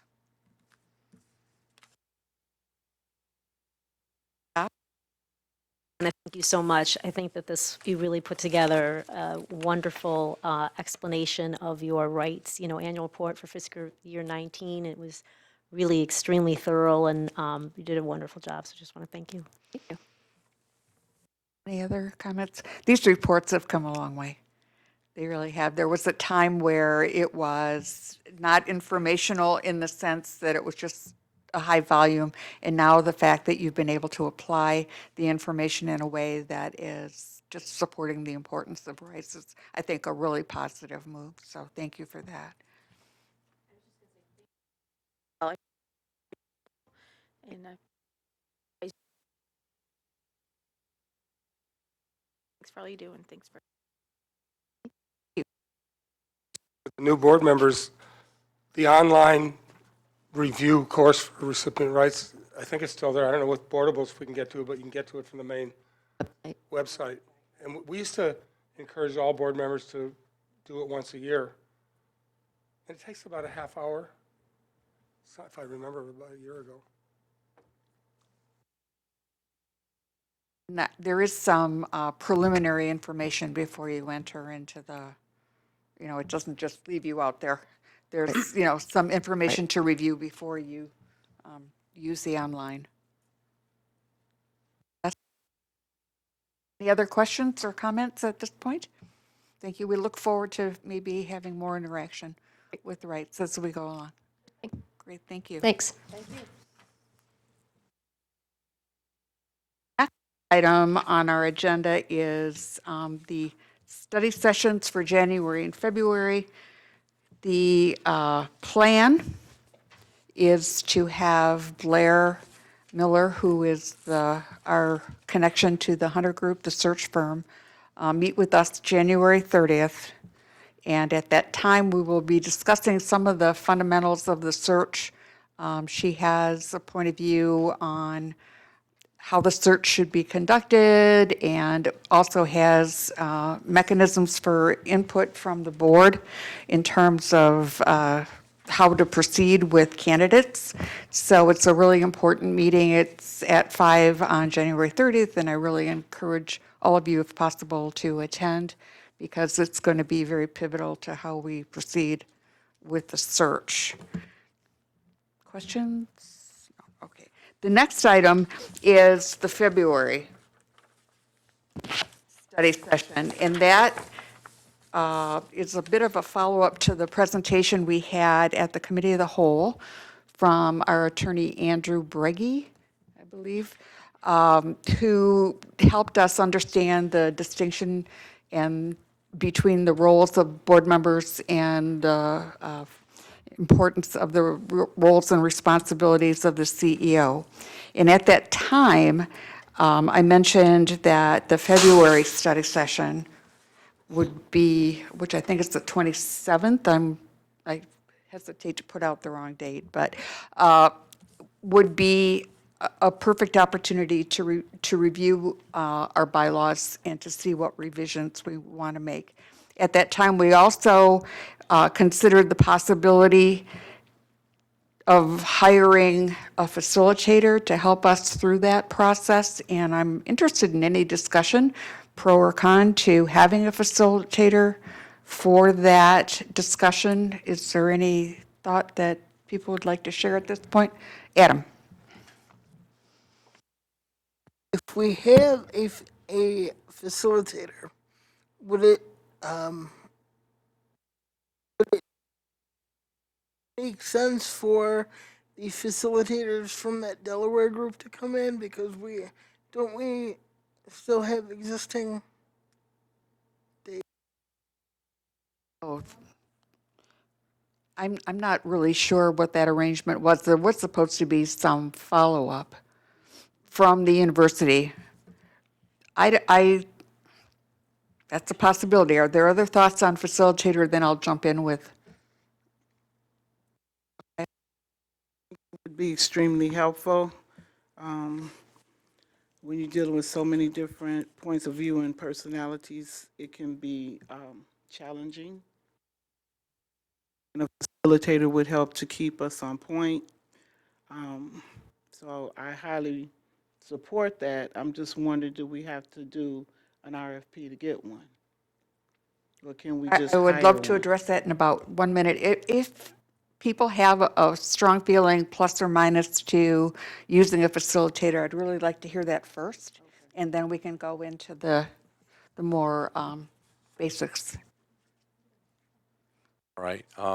I would suggest that if we're going to look at the bylaws and everything else that's tied into what, around what we do and how we operate, that we either have someone here who can facilitate, who's a legal counsel, either our current counsel or someone on the outside who is familiar with our organization. So either the gentleman who is here or perhaps Kucharik, Mary, because she had been a past board member and she understands both law and municipal and our bylaws. Someone of that nature, either side, would probably help us get through this exercise. Have a thought? Jonathan articulated it probably better than I would, but it was exactly what Sentiments was the on my same. mind, that you want an attorney, or someone with a legal background doing any facilitation if we're going to have a facilitator. If we do have one, that definitely shouldn't be Mary. Mary's a friend of mine, but she definitely has opinions one way or another. It should be a neutral person that doesn't have any opinions on where our bylaws should go, except what the law is and isn't. Ross, do you have a thought? We would need a facilitator and probably not whoever currently wrote them, just so it's someone with fresh ideas. John Paul? Just hearing everybody, on the thought of getting a facilitator, I wouldn't be against it. I'm just wondering how complex it would be if we're going to RFP and all of that.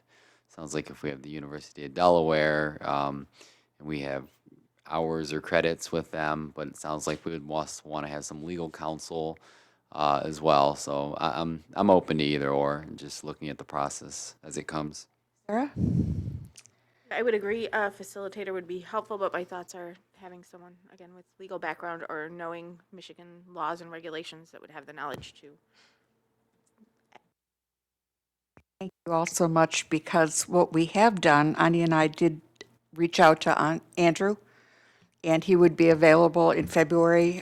His firm already has a contract with us, so we don't need an RFP. And if there's agreement, I would enter further discussion, fine, and if there is agreement that he would be a good choice, he's going to also come back and update us on the Open Meetings Act in April when our new board members are with us. And so there is a lot to be said for continuity. He is familiar with us and has, I think, a more neutral point of view legally. And I think that's a benefit, but understands and has worked with other CMHs. So he's also got the background. My only concern about bringing someone in from like the Delaware group was, in addition to their, even if we had free credits, we were going to have to pay travel and living expenses, which would probably have been just as much, if not more. So someone local, no matter who they were, was fine with me.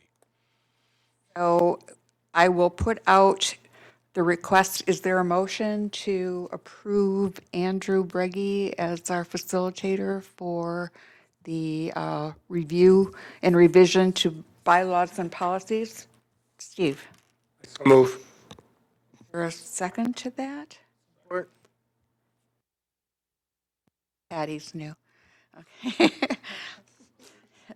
I would ask a roll call on this, please, Victoria. Mr. Kemp. Yes. Yes. Guadalupe. Mr. Furman. Yes.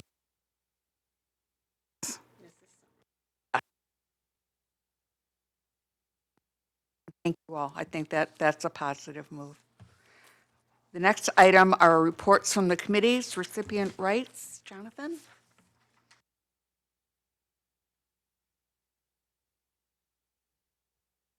Recipient Rights Advisory Committee met on January 2nd at 5:30. Nicole Gittleman was our facilitator. Vicki Suter, our Director of Rights and Advocacy, reported that since the last RRAC meeting, which was beginning of December, the team had been worked on and filed the annual report to the state. And there's been activity, while they had, on-call coverage, there was really no activity since before Christmas. Jean Fender, our Manager of Office of Recipient Rights, and you had Vicki and Jean here tonight, she reported that the team was focused on wrapping up any of the outstanding rights investigations. They were also compiling the statistics, completed and filed the state report. We've all seen a copy of it this evening. They presented those highlights of the report to our RRAC a few weeks ago, so I'm pretty familiar with it. As you heard, there were over 1,000 allegations with 2 interventions, and which resulted in 867 investigations, with an additional 348 investigations that were substantiated. OCHN does not take allegations lightly. I don't know if they stress that enough. The 349 substantiated investigations represented 40% of all reported allegations. Statewide, from the data I had, said that the average is 33, so we take it much more seriously. We investigate it much more seriously. All reports, all allegations are reviewed. As you saw, there was a difference between the 1,021 and the 349 that were substantiated. The difference is that sometimes there may be one or more allegations made that are bundled into one investigation. I don't know if that was brought out, but just if you thought the numbers didn't fit, that's what was going on there. You heard that under the mental health code, we have to investigate within 90 days unless there's a delay due to an ongoing criminal investigation. We had a couple that didn't make it. I believe that was the reason why they didn't make the 90-day cutoff. You also heard that we've taken down the average number of days from 69 down to 59. That's pretty good. My perspective on it is that the shorter the investigation period, the shorter the delay is if something is substantiated and you have to take corrective action. Sorry, having trouble talking this evening. So that means that they can deploy a solution that much faster and right the wrong, right the ship, if you will. They also had one slide late in the presentation about number of persons that were impacted. With 56% of all substantiated allegations impacted were those with development disabilities, 25% in the HAB or supports area, and it's because it's intensive home and community-based, and then another 17% for those with mental illness. So it does affect a small population of folks, but to a greater extent, those that are in the, those that have those issues and that are served under those programs. So it was pretty good. There were lots of questions raised, a lot of discussion about what went on. We probably went longer than our usual amount of time that we allocate for it as well at the RRAC meeting.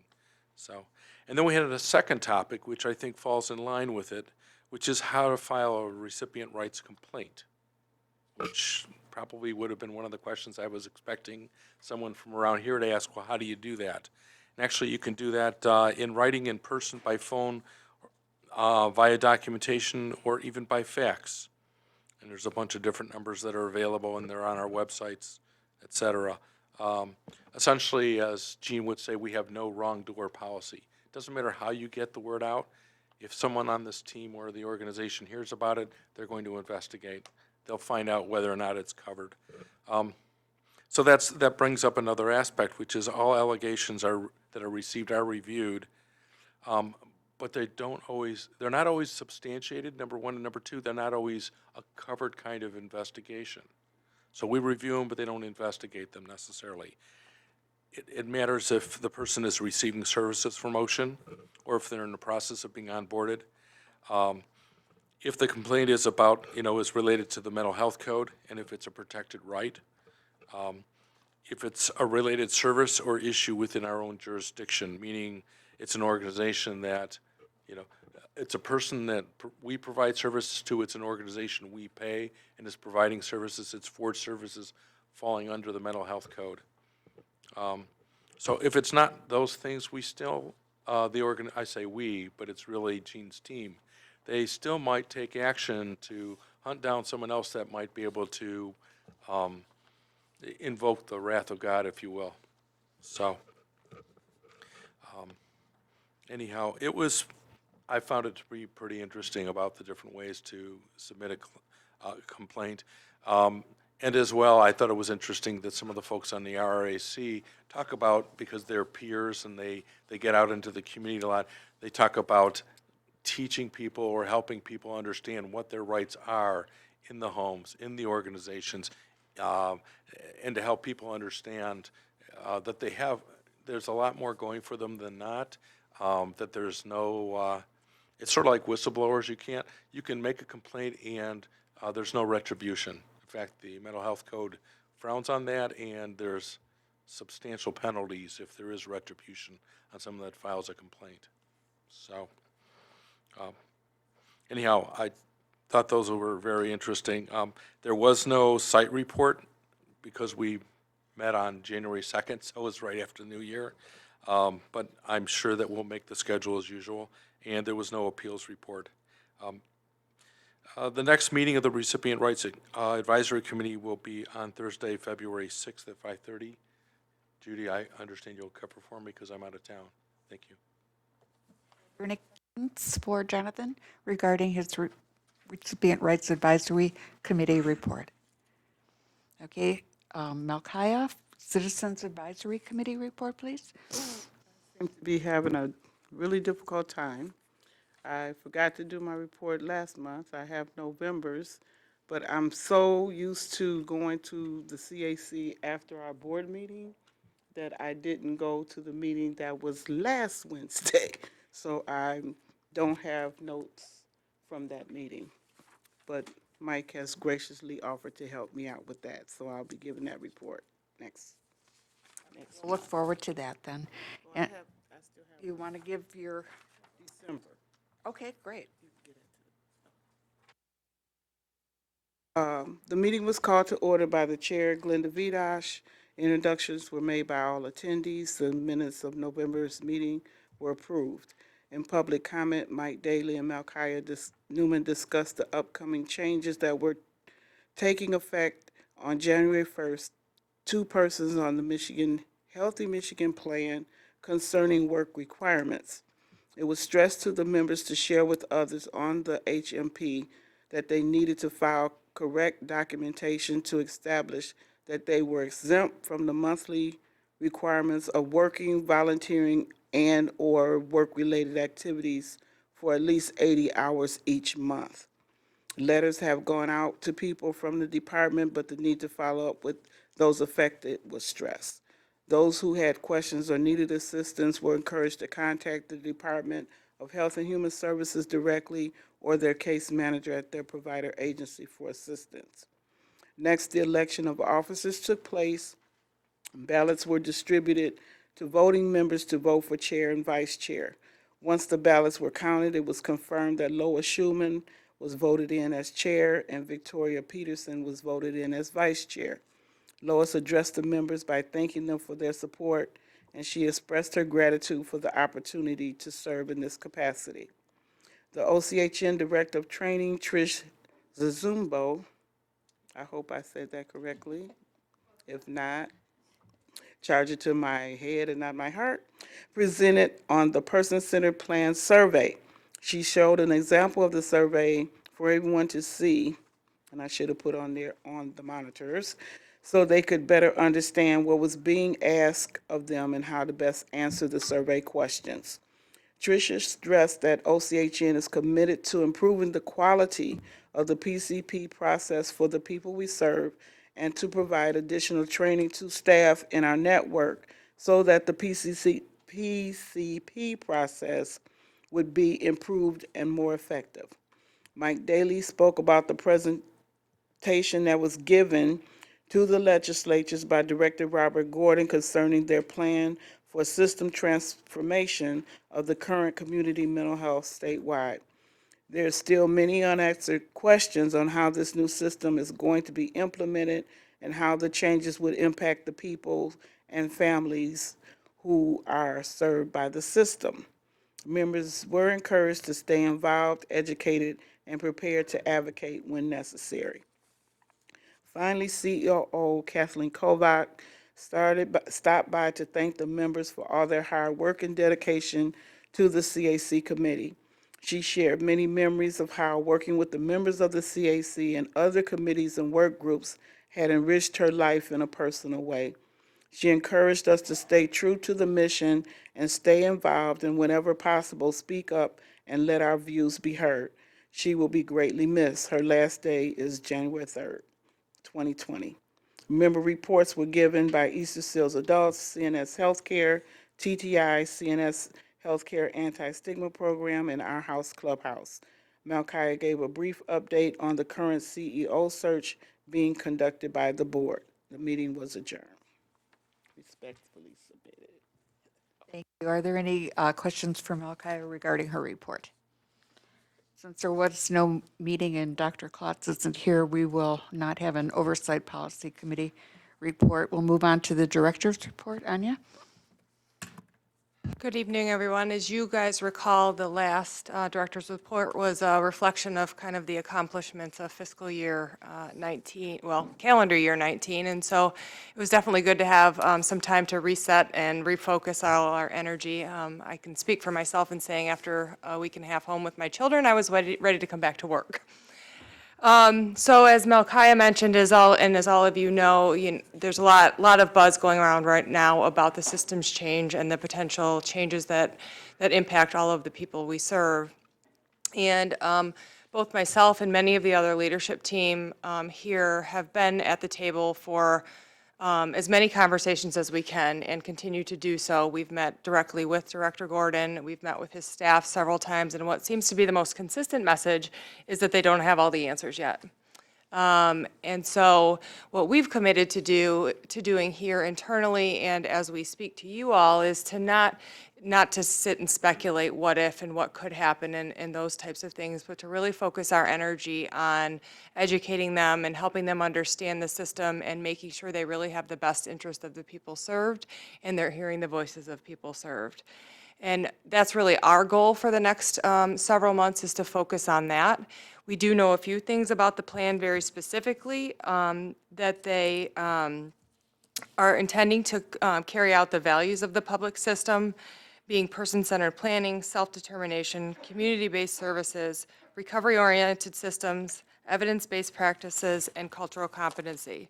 Their overarching goals are broader access to care, increased investment in the behavioral health system, consistency in care, coordination in care, reduction in red tape, and financial stability.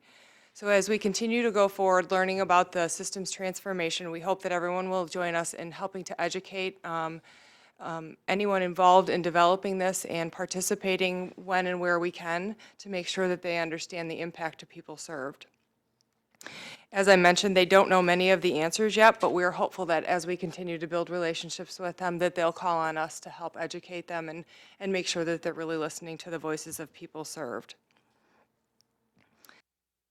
And as we do that, we will bring back all information and make sure that the board and the people of Oakland County are informed and understand what's happening and how that impacts the services that being received in Oakland County. Thank you. Any questions for Anya regarding her report? Steve?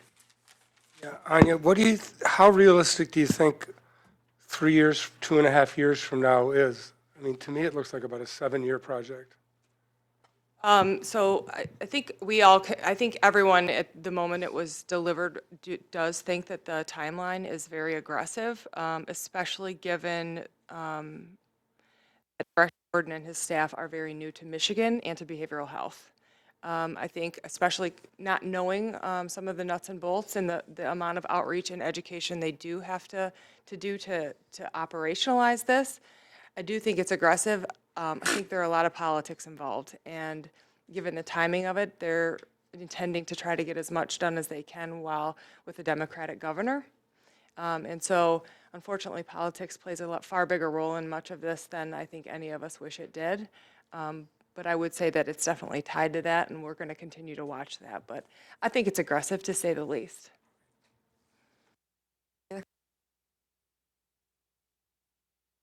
I just have a comment. I thank you so much for spending so much time with them and working with them, and it's a great strategy. So thank you. I know you've got a lot going on, and to be up there and be doing all this with your team, it takes extra special effort. So thank you. Other questions, comments? I agree. That was a sentiment well said. That knowing that we have the right people at the table is very reassuring to me and hopefully to the people we serve, because that's what really matters. And get that voice of those people closer to the table too. I think if we could do that, I know it's a concern for all of us. The next item is other business, and I have one thing I'm going to bring up. Anya and I spoke about it a little bit. We're still working out some of the bugs with the boardable. So for the next at least month or maybe beyond, if necessary, you'll be getting all your meeting packets in both formats, portable and the way we used to get them, because we don't want those lags in information, so that everybody feels really good and prepared and comfortable with the preparation that they want to do for the discussions at our meetings. So we're going to make sure that we cover it on both bases, better two than none. So we're going to give that a try. I have no other business. Does anyone else? Amalkaya? During the meal, we were having a discussion in back about stipends and mileage. And Steve reminded us that there was a sheet that went out to specify what meetings we got paid for and what the process is for reimbursement. So I just wanted to suggest that that information would go out again because, It is, yeah, there is a Board policy on reimbursement policy? reimbursement. well, not just the policy, but does the policy It is. It specific spells about out, which meetings we get paid for, including like the association meetings? Because those are the ones that I had the question about.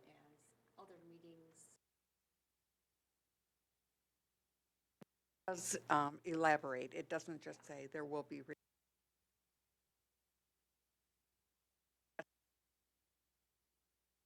Talking into the microphone. That's the only thing that we've actually seen. It has been a couple of years, so maybe that would be a good thing to have in our binder, so that we know what to expect. All good. A meeting back, how far back can you go to get reimbursed? Or is there, sorry, you didn't put in for it, so it's water under the bridge at this point? So correct me if I'm wrong, Victoria, but I think we do it based on sign-in. It's not necessarily that you put in to be reimbursed. Like if they went someplace to. Oh, Right, okay. like the Metro Okay. Region meetings. Representing the board. Right. Yeah, our standard is 30 days unless there's some extraordinary circumstances, just in general, just so that we can have everything processed. So that's kind of the general expectation. That's what we hold staff to with mileage as well. So that's kind of an overarching expectation. Part of the policy or no? No, I don't think that's. Okay. That'd be helpful. The other business, Jonathan? I'd suggest that given we've got a fair number of new board members, that maybe we make that retro period of time going back just a few months or something like that, rather than say, sorry, Charlie. I don't know, are we talking about has everybody missed meetings? I guess I didn't know there was an issue. I had to ask Steve because I wasn't sure, like about the association executive board meetings. If you drive up to Lansing for that meeting, did you get paid a stipend? I don't know. I didn't know that you did. If you're on the board. If you're on the board and you attended the meeting, like Sarah and I are on the executive board, we Yep. went to the meeting, Yep. but neither one of us put in for a stipend for that meeting. Okay, so I would say that would be an extenuating circumstance. It's a lack of understanding Right. and so that, I think that's And fine. that's another reason why I'm bringing it up. Yep, no, I Because think I've that's been here fine. forever and I didn't know. Put in mileage, but I didn't know there was a stipend. So I don't know if the stipend, because I put in the mileage, it got put through or not, but I'm not sure.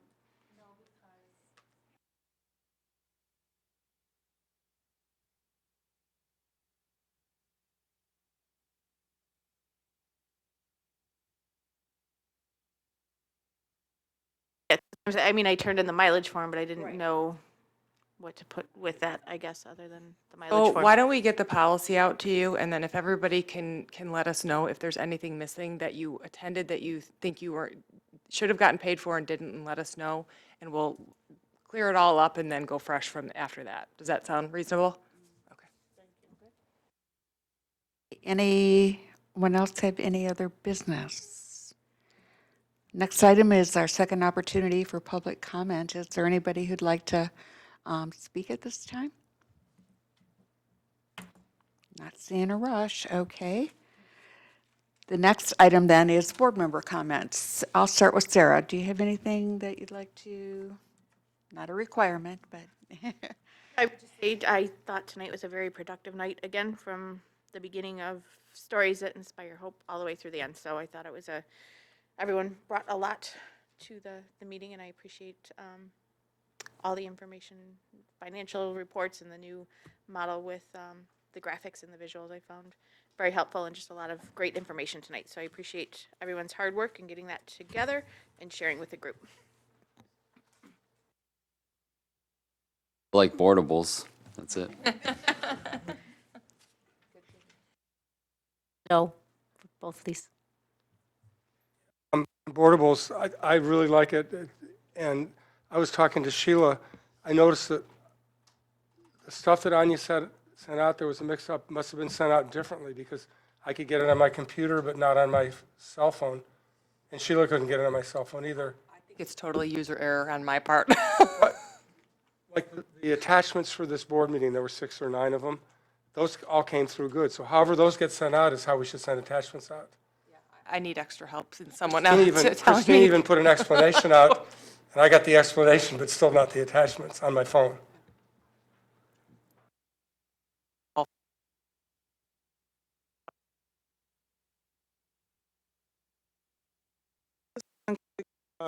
Question, the templates, what is the purpose of us receiving those? Because to me, I'm not always understanding what this is saying to me. Some of them look repetitive, so I don't know why we get those. So the point of the templates was really just to give you summary information in a very brief format that just tells you why we're bringing it to you, any background that we think is relevant, and kind of what we're looking for, whether it's just informational or whether it's an item to be voted on. And for us, it's also a way for us to track when things were brought and if and when, what the outcome was of those items. So just summary information.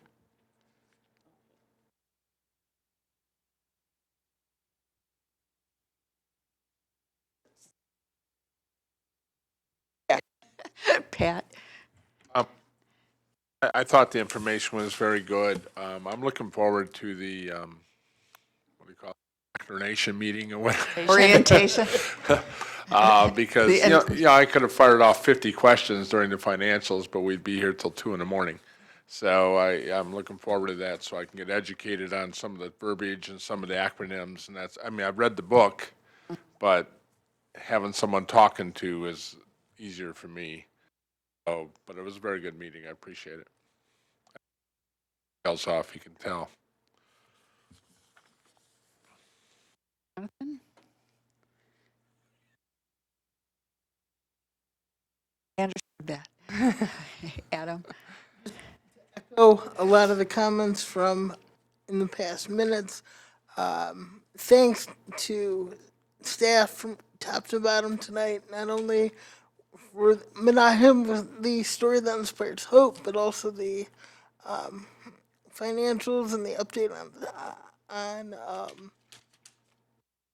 just the not only the financials but the search and also the recipient rights overview. It was very informative tonight, so thank you.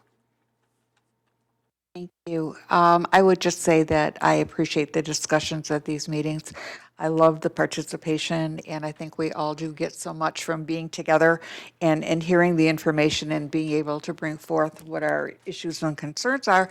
And I really do feel so positively about the participation, and I know it all moves us closer to getting better at serving the people that are so important to us. Now, I know Anya wanted to add. So I just want to add, as Pat had mentioned, we are putting together an orientation for the new board members that will be actually a couple sessions in length, not terribly long. We're not going to keep you all day or anything, but a few hours a couple of times. And so definitely we'll have the new board members invited. And then if any additional board members want to participate, we are happy to have you, whether you're new-ish at this point or people who've been on the board for however long. We're happy to have people there, and we're going to try to give a good overview of information so everybody comes with some basic understanding and kind of some of the, hopefully can answer some of your questions. Can all benefit from a refresher if it's possible to make it. I do want to add, one of our members who will be coming on April 1st, if not before, he had intended to be more participatory in the prep to his coming on board, but his father passed away, and so we did want to recognize that he has suffered a loss, and when you see him, when he finally does come on board, if you would share your thoughts and condolences with him, I'm quite sure he would appreciate it. So I know it's a sad note to end on, but at the same time, I think it's important that we know. So, anyone else have any comments? Seeing and hearing none, this meeting is adjourned. Thank you all.